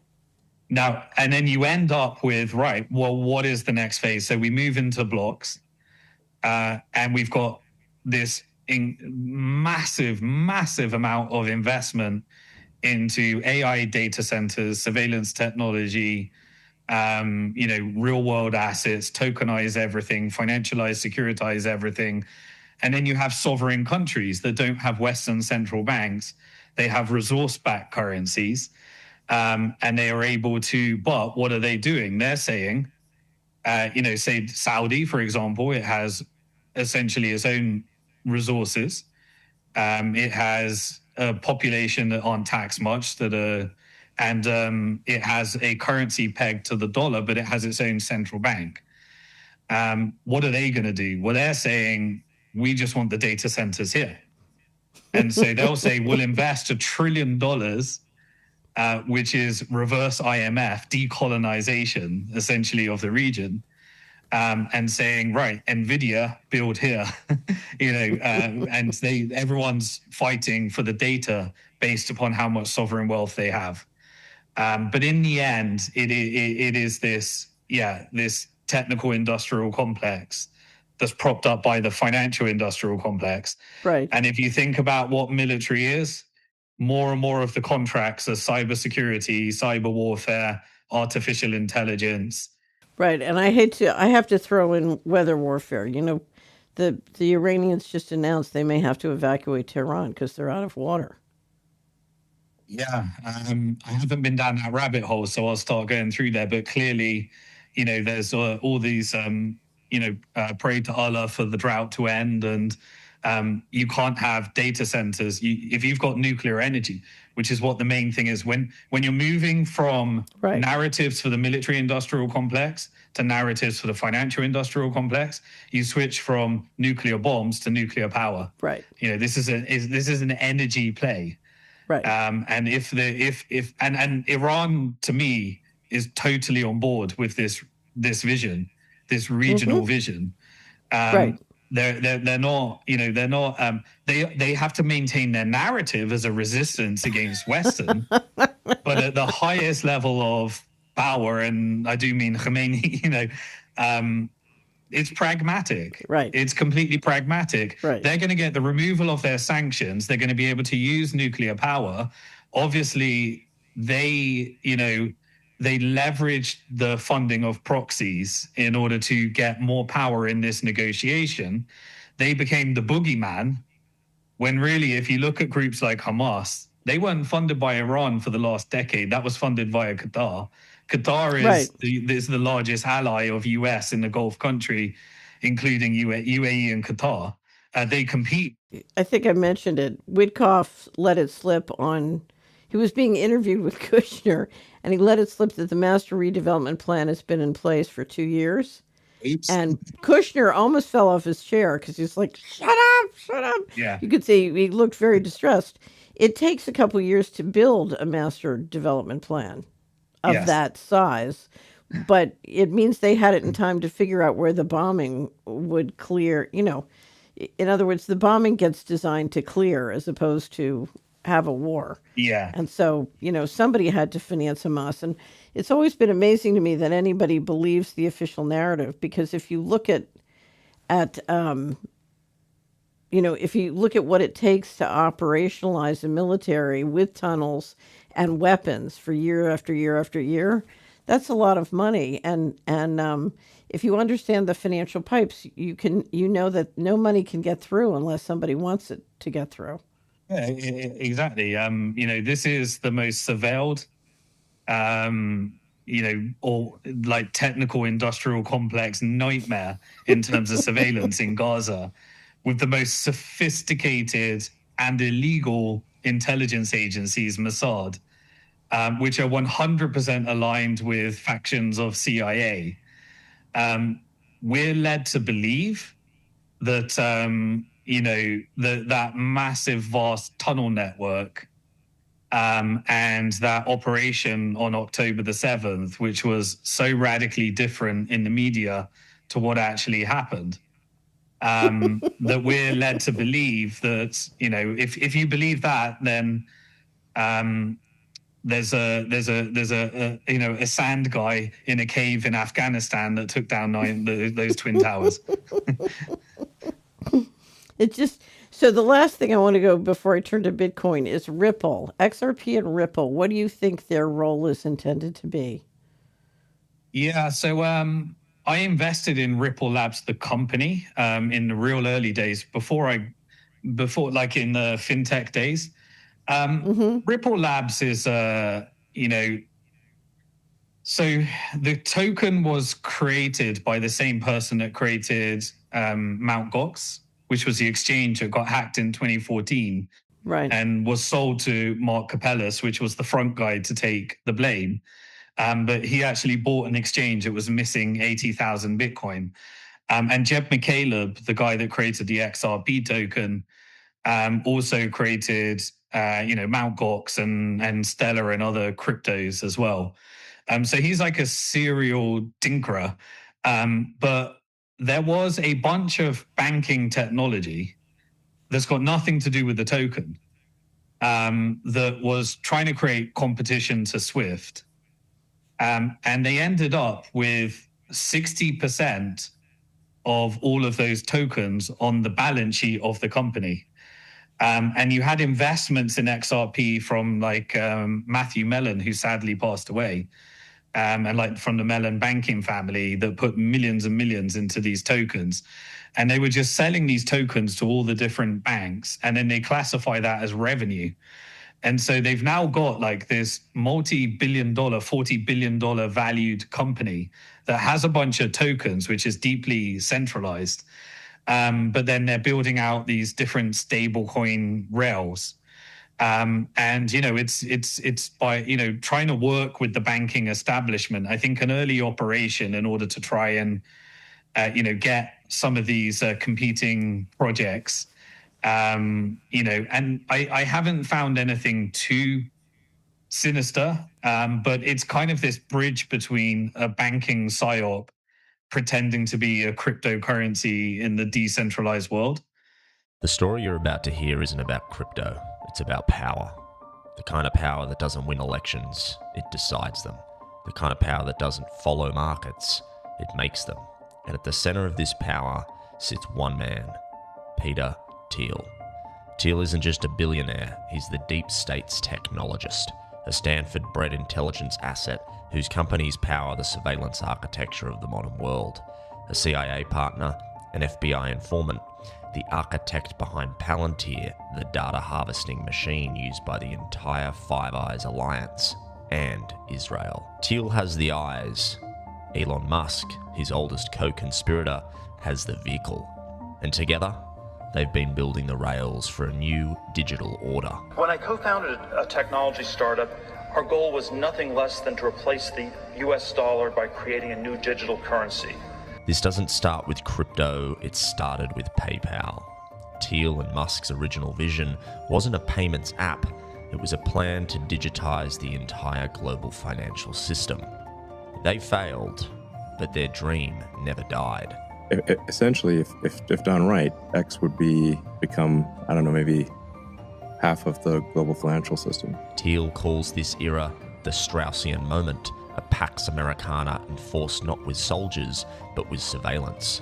And while they build rockets, social networks, and spyware, they quietly began funding the companies that would rebuild the monetary system from the ground up. And one of those companies is Ripple. In 2013, Thiel's founder fund became a seed investor in Ripple, the plumbing for the coming digital financial system. Thiel had the intelligence rails, Musk had the communication rails, Ripple would become the payment rails. And it didn't stop there. In 2012, a year before that seed deal, Brad Garlinghouse was invited to Peter Thiel's secret tech conference, Dialogue. It's essentially the Tech Bilderberg Group, a secret gathering of 10 to 12 elites from government, military, and tech. 3 years later, Brad becomes CEO of Ripple. Coincidence? Maybe, but it shows something undeniable. Ripple's leadership has been swimming in the same waters as the architects of the new digital world since the beginning. And now, Thiel's political machine has moved into position. His protege, J.D. Vance, now sits in the White House. Vance says Thiel's lecture at Yale was the most significant moment of his life. Thiel made Vance. Vance is pro-crypto, and Ripple donated $50 million to Fairshake, the largest pro-Trump crypto PAC of the 2024 cycle. If everything goes to plan, Thiel's network has a 12-year runway to reshape the global system. Trump 24, Vance 28, Vance 32, and Ripple perfectly positioned to be the core infrastructure of that system. And now, fresh revelations. Documents show Peter Thiel in Epstein's network, from private dinners to funding corridors to intelligence-linked operations, another thread connecting the same elite circles that silently build global systems behind closed doors. We've recently seen the ideological pivot. For over a decade, Thiel, Tucker Carlson, Roger Ver all sold Bitcoin as the path to freedom. Now, every one of them suddenly declares Bitcoin compromised, infiltrated, co-opted by intelligence agencies. A narrative shift so abrupt, it reveals the truth. Bitcoin was the diversion. Ripple and compliant digital assets were the destination. Now, Thiel built the eyes, Musk built the network, Ripple built the rails, and together they form the backbone of the digital order rising beneath our feet. This is no longer about markets. This is about who will control the next system. And the evidence suggests very clearly that Ripple was chosen long ago. My impression is they were trying to simply create an alternative settlement system for the banks. Yes. So, And it didn't need the token. Right. And so they funded the whole thing on the token and created this whole model of, and now they're using the value of their token on the company balance sheet to acquire real businesses, right? You know, custody business, settling, clearing businesses. And right. So they created this model of how to have a token on a balance sheet that you can then use to acquire these different plumbing within the banking side. Right. But I haven't seen them do anything real yet. Yeah, it's really token as IPO, right? Yes. Right. So, you know, I mean, you sell a token. And this is an important part about clarity, by the way, which before we go on to the next slide, which is the battle between CFTC and SEC is really important because if these tokens are securities, then you have the accredited investor rules and you have 1 year lock-in before they can trade, which is the rules of securities. If you are a commodity, then it's retail investor with no lock-in. You can trade straight away. So you can launch a token and have a multi-billion-dollar market before even creating any value. Right. And you can sell that to retail. Right. And there is one exemption for 75 million or less for a year. And so to me, the one of the attractions has always been, is it possible to do an IPO essentially without all the heavy litigation and legal risk that comes with it? Yeah, there was over time there was a relaxation of the Reg D accredited investor exemptions. They created something called the Jobs Act, Right. which created two new forms of regulations: Regulation CF, Regulation A, and Regulation A plus. And essentially, they were watered down IPOs, but they're still pretty sophisticated operations. It's too complicated. It's too Yeah. expensive. It's too, and tokens was potentially a way around that. Well, let's see what comes out. Yeah. But one of the things that would be very interesting, we keep getting members of the administration saying the economy in 2026 is going to be fantastic. And meantime, you're seeing delinquencies all across the credit scale. So auto loans, student debt, mortgages, everything. It looks like the middle class economy is in a complete meltdown. But meantime, the Trump administration keeps saying it's going to be wonderful. It's going to be wonderful. And I keep thinking, what are they talking about? And I'm wondering if they get the Clarity Act and then literally try and let Main Street raise money with tokens. Yeah, no. Sadly, I'm a bit more skeptical and sinister that I think that the financial industrial complex are in charge. Right. They're doing civil unrest campaigns. They're trying to asset strip the entire collective West. And they're going to give everyone else a universal basic income and a surveillance state. They want a revolution because they would use that like a 9/11 operation for Patriot Act 2.0 and whatever they want to do on the more extreme of what doesn't get in Clarity or Genius. That's exactly what I see. So yeah. I'm with you. I'm really sad for the people that kind of believe what Trump is selling. And please don't take this as Trump derangement syndrome. I also have Biden derangement syndrome and Clinton derangement syndrome and Keir Starmer derangement syndrome. I just see them as all part of the same control grid with a different narrative. And the big sad thing about Trump is he does have a cult following that thinks that there is a plan that should be trusted and he's going to make America great again. And that tariffs are about rebuilding the manufacturing base and putting jobs back.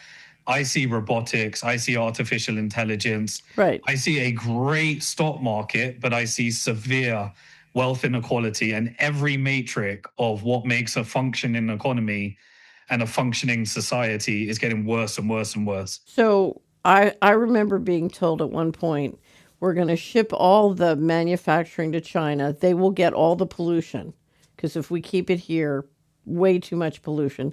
They'll get the pollution. In the meantime, we bust the unions. Then we bring back the manufacturing and it's all automated. Yeah. And that was, that was a discussion I had in 2008. Yeah.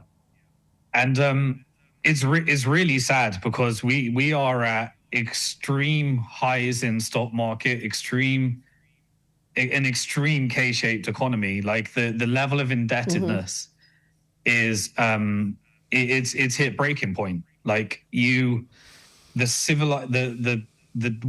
rich and poor versus rich is like it's just reaching that point right now where if you're dependent upon a government, they're not going to look after you. There is no plan. Right. And you have to look after yourself. Well, I would say the opposite. If you look at America, America's being poisoned.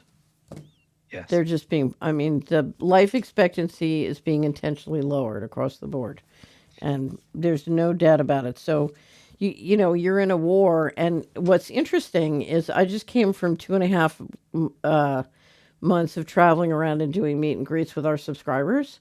And what's incredible is the people who faced that war 10 years ago and have been taking evasive action ever since are doing really, really well. Yes. I look at you and I would say you're doing really, really well. But you faced the music in 2006 and then have been, trying to find, successful evasive action ever since. Is that a fair description?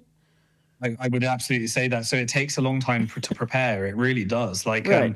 It when I does. realized how how immoral the financial system is, I left in 2006. When I realized what the UK was going to be, I left in 2015, and I've been preparing ever since. Now, where are you now, Simon? I live on a little island called the Isle of Man. And Oh, really? Okay. Yeah. I picked this island. Bitcoin blessed me. I could go where I need to go, but there was one thing unique about the Isle of Man: is it is illegal for the government to borrow money. See this island? Right in between Great Britain and Ireland. So what if I told you it's neither part of the UK or Ireland, and not even officially a country? So what is it really?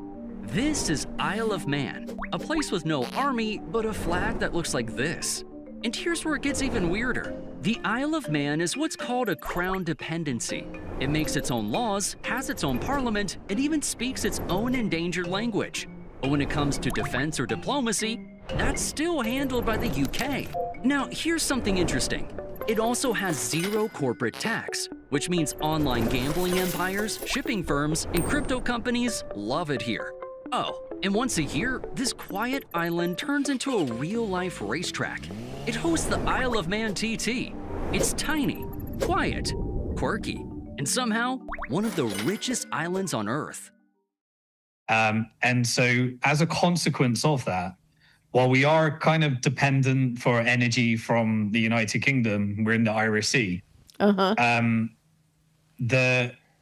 The community spirit on the island is an actual community where even if we have something called a tax cap here, and so you have basically a subscription to the island, if you want to think of it like that, and it's a contribution to the community. We only have 4 people in prison. Wow.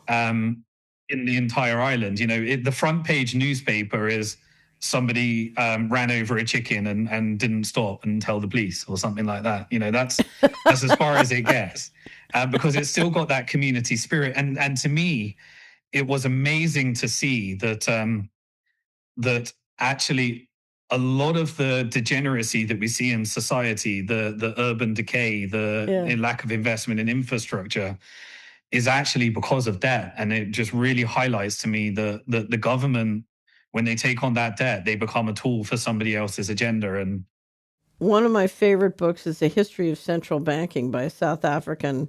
And one of the things he points out is as soon any society that legalizes usury, it is simply a matter of time before they fail.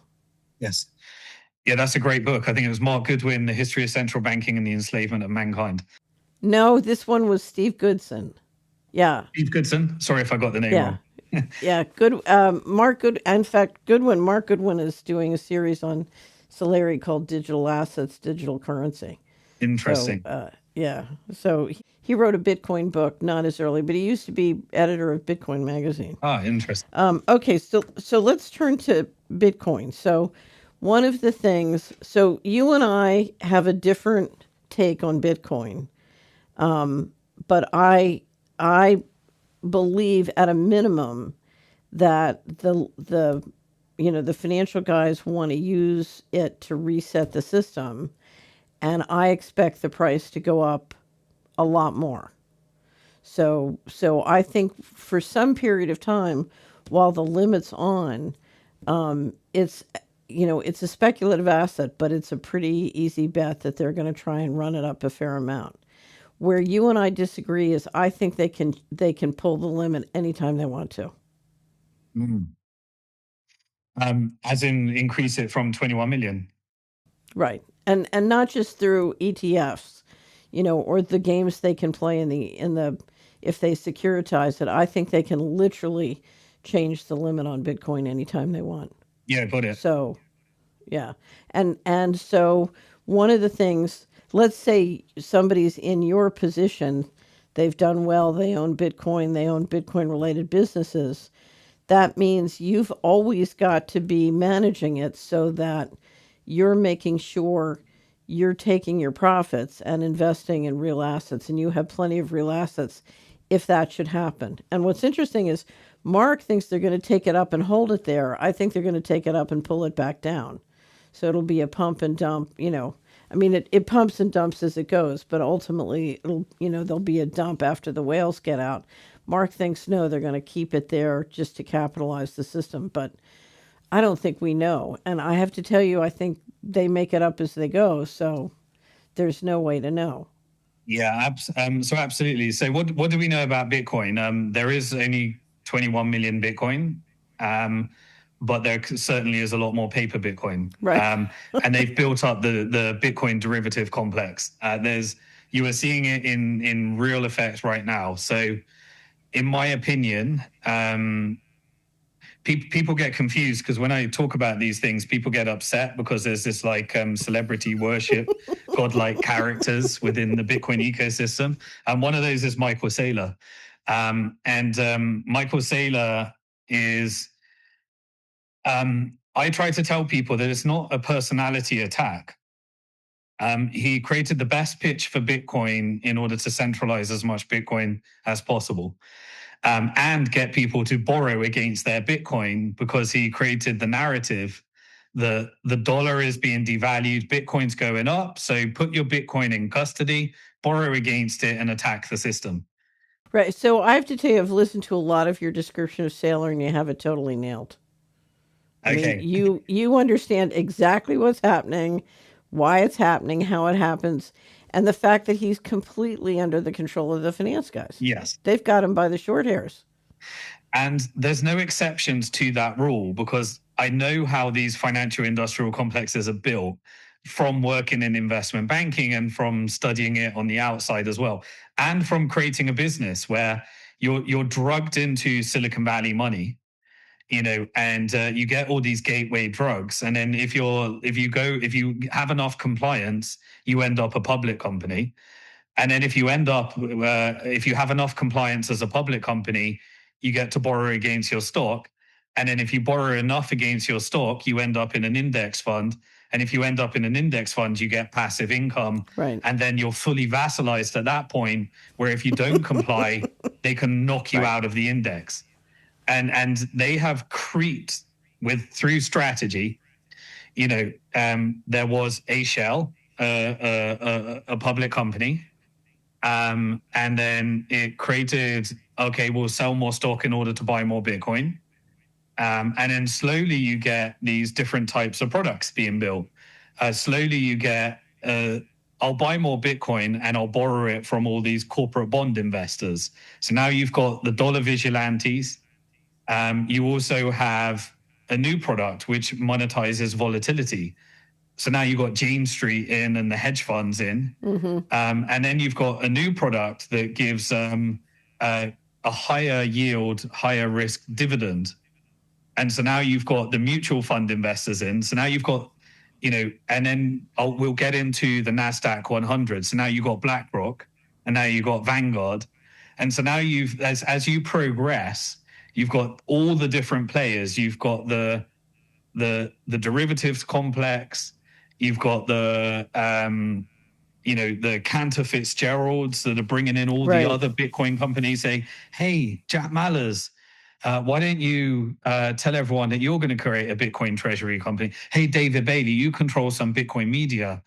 You're the Bitcoin magazine guy. Why don't you create a Bitcoin company? Hey, Adam Back, you're in Canada, right? Here's a tax efficient structure so that you can roll 30,000 Bitcoin into a treasury company and then borrow against it for your other company, Blockstream and stuff. And it's very tempting for these different financial weapons of mass destruction that they've created. Right. But now they've built the whole complex to control the short-term price of Bitcoin, and manipulate people into borrowing against their Bitcoin so that they can all be margin called.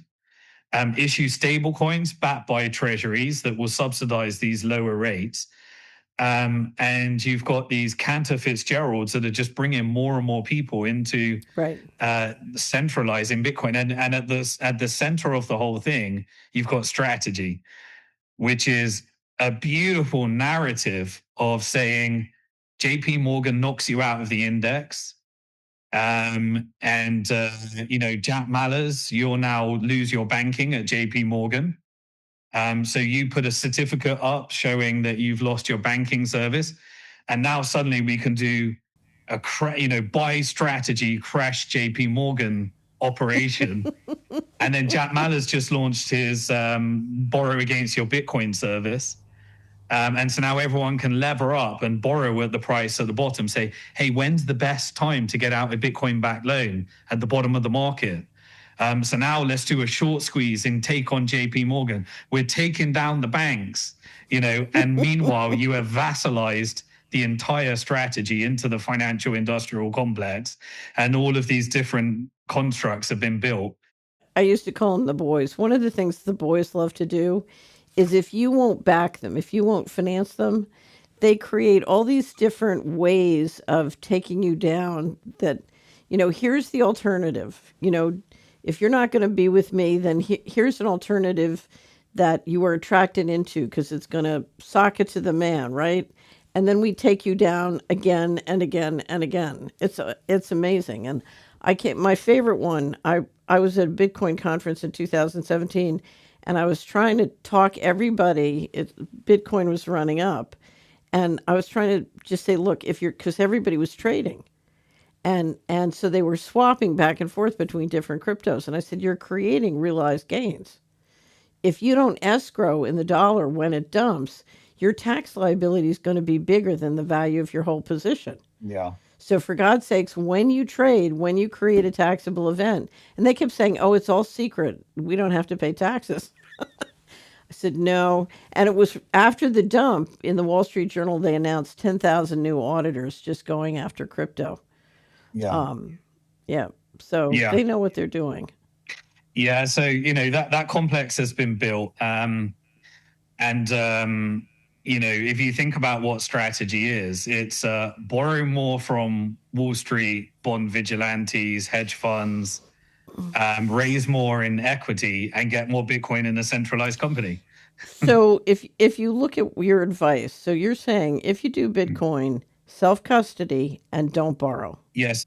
Because then you can rock and roll. You can rock and roll with the ups and downs. Right. Correct. So my simple advice is that I think of, so Bitcoin is, if you own it in self-custody, which is an if now, if you own it in self-custody, it's money that you can own and you can take with you whatever your government does. You may get exit taxes. You still have a legal framework to play within. But it's money you can own. It's money you can spend in a innocent until proven guilty system. If you're committing crime with it, you've created an immutable record. So, right.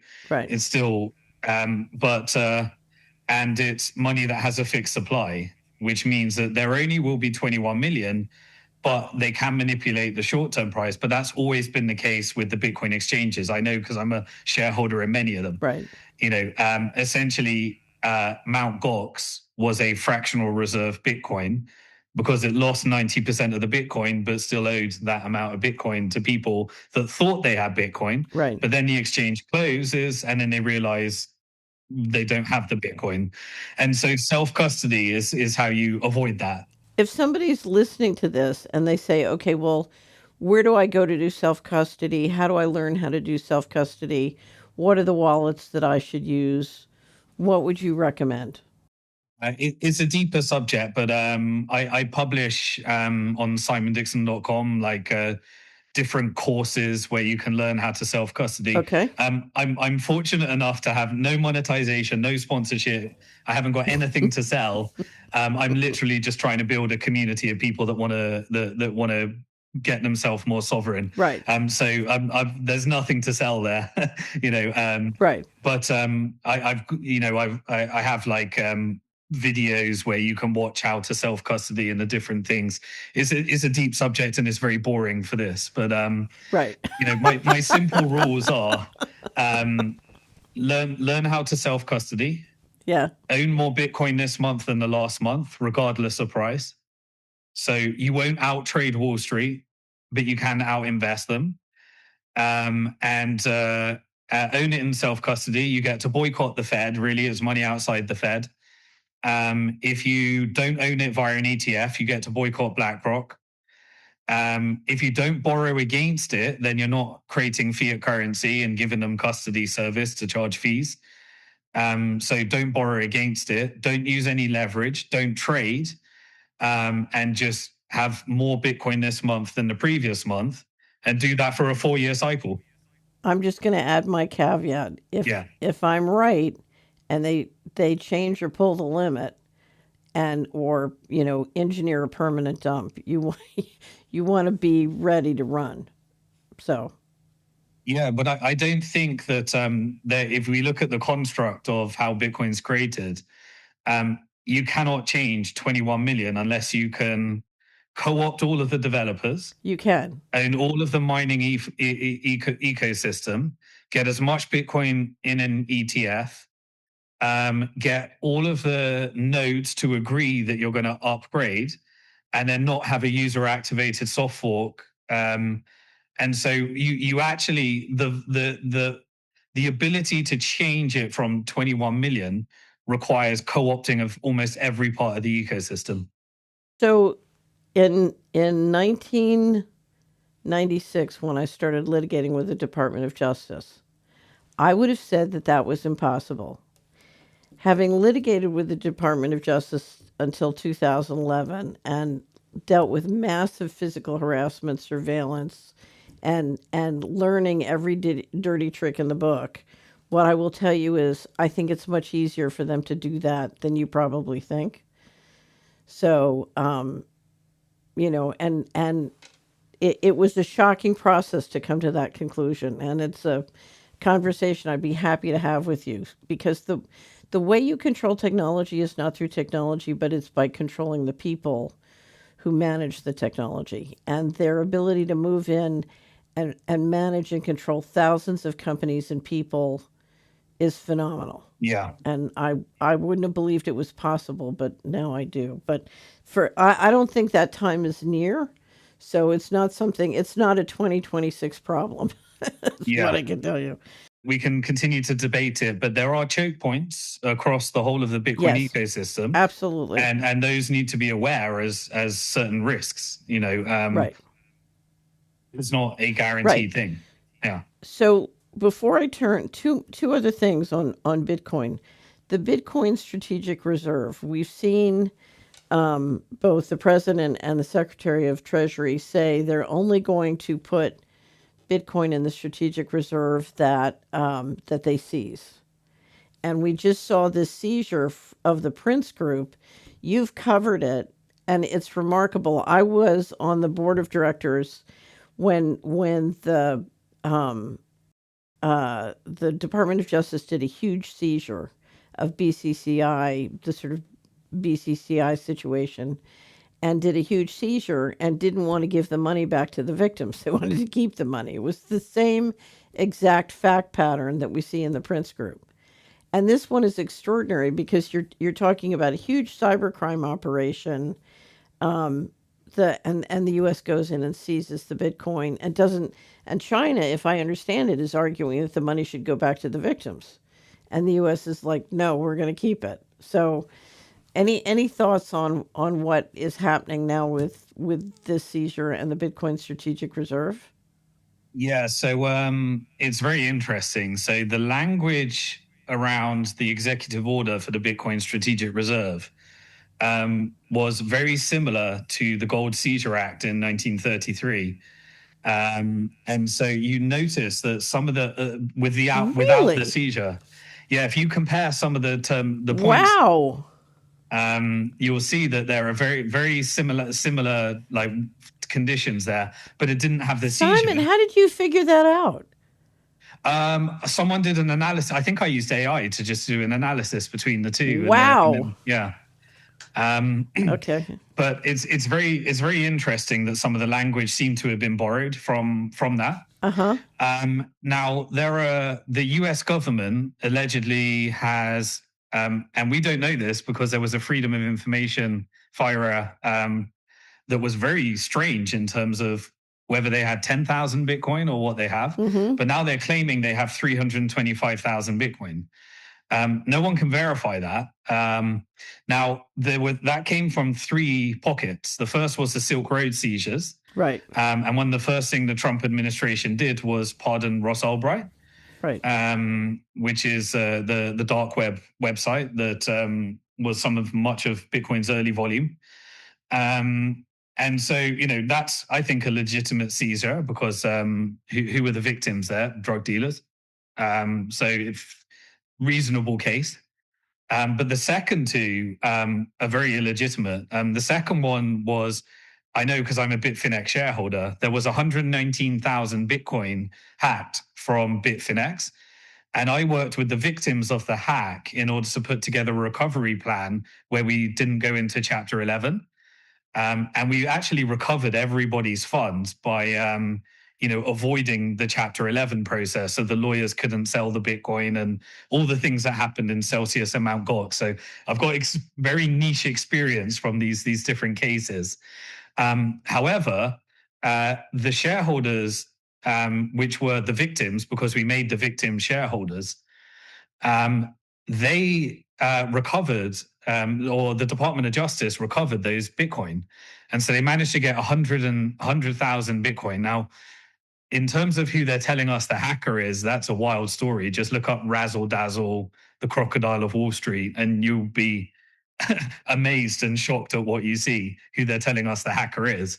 But apparently it was her partner that had Ukrainian connections and Saudi passports and all sorts of weird things connect. Even Celsius, the Ponzi scheme, deep connections to Netanyahu, some of the hacks. One of the hacks was the shareholders, the niece and nephew of Benjamin Netanyahu. The co-founder of the company is now doing an AI startup with the Prime Minister's Office of Israel.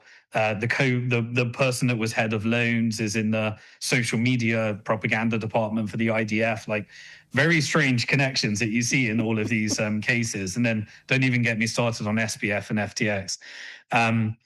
But Bitfinex, it was, those Bitcoin that were recovered by the Department of Justice belonged to the victims. And we thought as shareholders, because the Department of Justice is going to be giving them back, they haven't come back yet. And they were included on the balance sheet of the Bitcoin Strategic Reserve. So I'm not sure what's going to happen there. But remember, Bitfinex is a partner with Tether. Tether suddenly gets allowed to operate a Genius Act compliant stablecoin and is contributing to the ballroom in the White House with the tech bros. Right. So you've got all these different things that are happening. And Bo Himes, which was part of the PayPal mafia, in terms of part of the David Sachs team, was the head of the crypto and AI department. He suddenly leaves the White House and has joined the board of Tether. So you get all of these different types of shenanigans that are happening. And then the third was, an outright scam that was done out of, what am I trying to say? Not Colombia. Why am I getting it? Cambodia. Right. It was done out of Cambodia, and China wanted to seize all the coins because there were Chinese victims. There was global victims, Americans, Canadians, Europeans, complete, fraud and scam.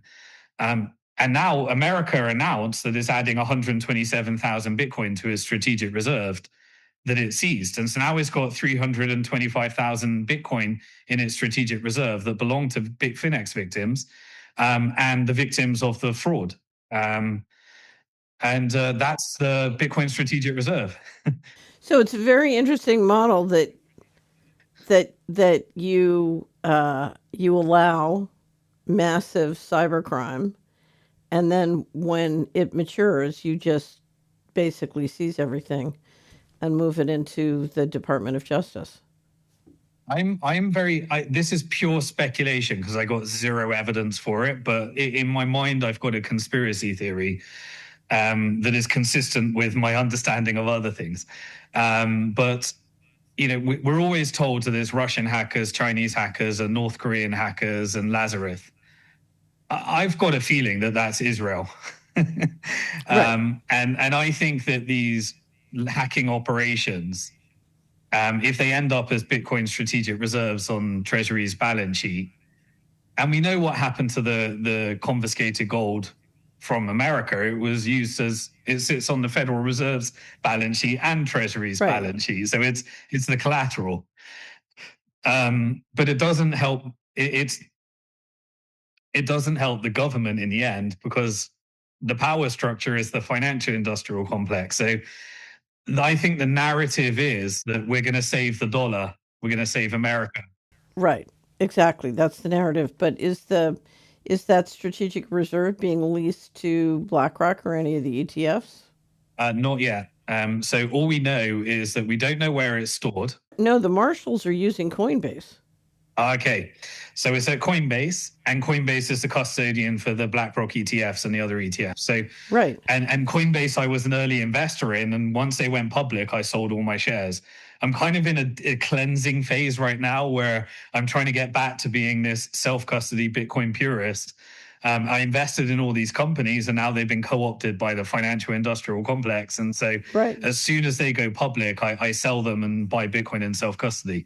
But Coinbase, is as soon as you are a public company, you're now part of the apparatus. Yeah, so I've done a lot of research on the asset forfeiture fund at the department. At one point, I hired the lawyer that created it, and during my litigation. And anyway, so immediately I wanted to see who the custodian was as soon as they created it. And sure enough, the Marshalls had done a deal with Coinbase, and I thought, oh, BlackRock and Marshalls at the same time, how convenient. Yeah, I do remember seeing it. It was Coinbase custody. Yeah, so the custody service was, the custody service was developed. Then they went public, and then they did, and now you had Operation Choke Point 2.0. You had all the crypto scam takeout, the Celsius Ponzi's, the FTX Ponzi's. You had all of them wiped out.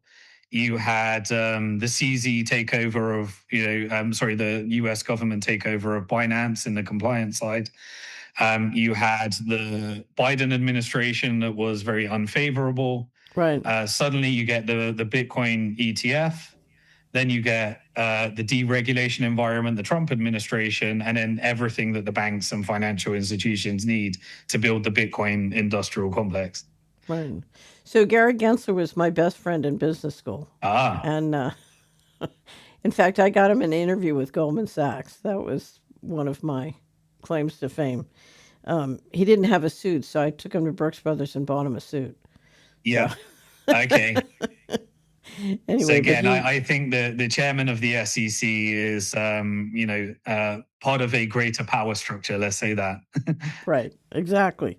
Okay. So how do we stop the control grid? So in America, if you look at how the control grid's working, and it's sort of the same model in each place, you have programmable money. So if you read the Genius Act, Treasury is set up to provide a pipe that every issuer has to feed into that is know your customer and money laundering regulations. But I'm assuming the whole Palantir AI system can come in through that pipe. And certainly what it looks like to me. So you got programmable money with the stable coins. Then you've got a push for a real digital ID with a real ID system.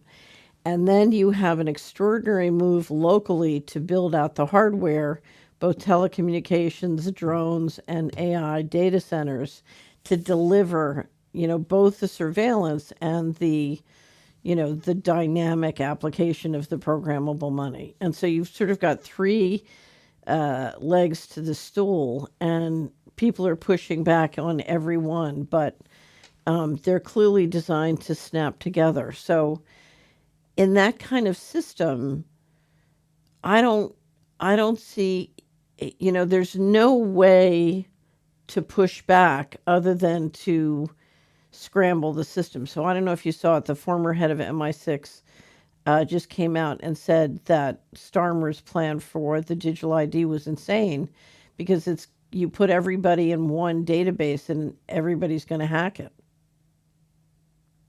Yep. And there's lots and lots of contracts between the UK government and Palantir. So I think it just feeds up to that same structure. I think the Department of Defense has Palantir contracts. The National Health Service has Palantir contracts. And, there's Palantir's over everything. So, Palantir, with Peter Thiel and then the CIA funding through the Silicon Valley, all this stuff. So, these are clearly front companies for privatizing Right. all of these control grids.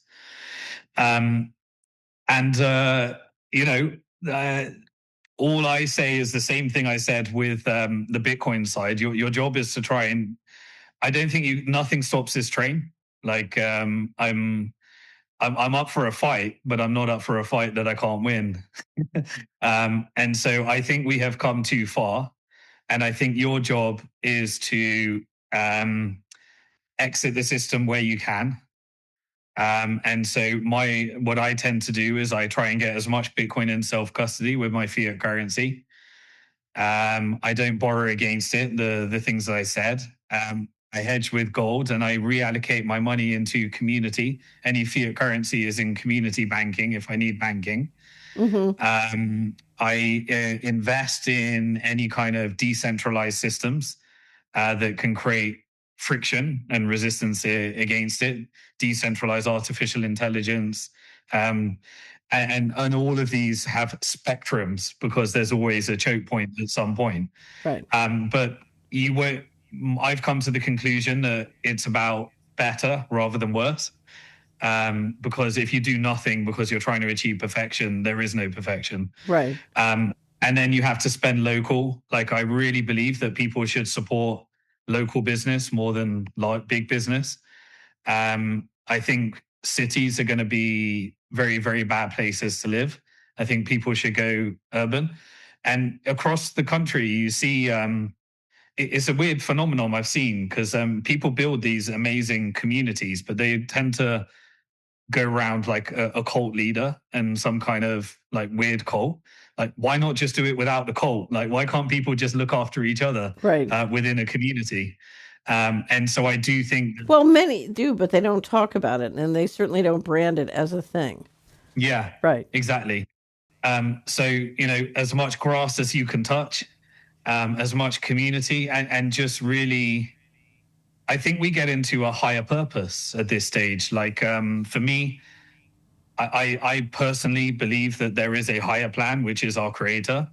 And whether you believe that or not, whatever your spiritual or religious beliefs may be, I kind of have to go with that and know that in every empire, it's like an elastic band. You stretch it, you stretch it, you stretch it. But look at the British Empire. It's a shambles. Look at the Portuguese Empire. Look at the Italian Empire. Look at the Roman Empire. Look at all these previous empires. They are just shadows of what looked like an unstoppable network at the time. Right. And so, community, whatever your beliefs may be, I believe that money also has spiritual energy. So if you achieve your money through means that are very questionable, and in your heart whether it's questionable or not, you may unintentionally, part of what I say about all of these systems is many people don't know who they work for.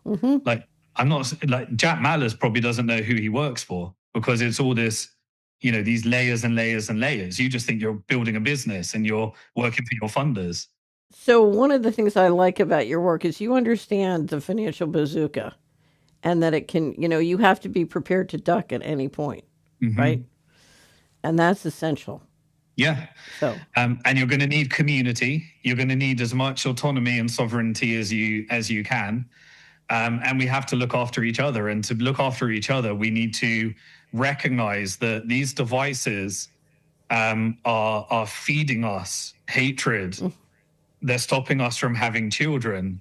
They're psychologically, they are psychological operations. Now, I can't avoid it. I need AI to be as productive and function in today's world. Right. And so it's just a commitment to, I think, listen to your heart, understand that you're not going to get perfect. You can only do better and worse. And if I'm choosing between buying on Amazon or buying from my local farmer, I know that I consciously will try to buy from my local farmer. If the question is, do I give BlackRock my money or do I hold it in self-custody? Sometimes tax and inheritance means you have to be a part of this system. Right. but where you can, always just try and do better and better and better. And I think there is spiritual energy that comes from that. Right. And I believe that there is a higher plan. And I don't think evil gets rewarded without being destroyed. Yes. Well, it's got this. I think this whole system, the reason I pulled out in 98 was I thought the plan was going to fail. I just think if you look at what they're doing and how they're doing it, it has the seeds of its own destruction. And I don't want to be a part of it. So, yeah. Right. But yeah, I really believe in boycotting. And you know, if your vote doesn't matter, which I've come to the conclusion it doesn't, in terms of the political system is completely captured. And so if your vote doesn't make a difference, your money does. And your actions, yes. your money and your actions make huge difference. I was going to get personal and say I hope you're having lots and lots of children. Yeah. So it's a self-responsibility. That's what they want you to be the opposite of it. I think you said when they give a title to a narrative, it's the opposite. You know, every accusation is a confession. These are truisms, you know, and the media is just simply a function of what they want you to believe, not what is true. And so once you recognize these things, there's an empowerment in it when you're saying, all right, well, why does the Financial Times want me to believe this is where everyone's allocating capital? There's an agenda behind it. And so, you know, and, you know, where you can share this content, like I think there's power in information. I also think they're trying to make you incoherent. Yes. So, and it's very important to stay coherent. Yes. And and we just have to recognize that there is vast evil, but there is vast good. And speak to your neighbors, speak to people, and you realize we are good people. We do have to get along. And the vast majority of people, you know, so just try and make people better. And what else can we do? By any chance, have you gotten to know or met John Christensen? I haven't, no. Do you know who he is? I don't know.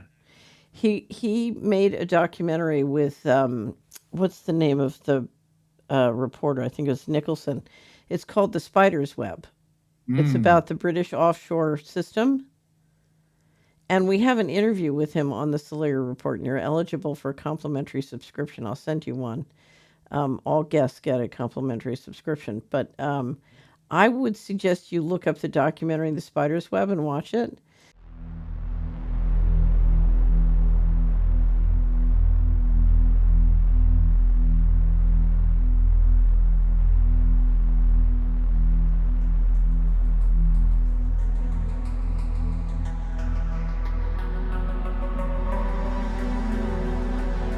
I had complete access to all the client files, and this is what I found. There were some insider traders, some market rigging, some avoiding disclosure of conflict of interest, illicit arms trading, illicit political campaign donations, contract kickbacks, bribery, fraudulent invoicing, trade mispricing, and, at the bottom, tax evasion. If you come from the same kind of background, you know the right people, then all the kind of legal niceties will often fall away. You can get away with doing all sorts of things.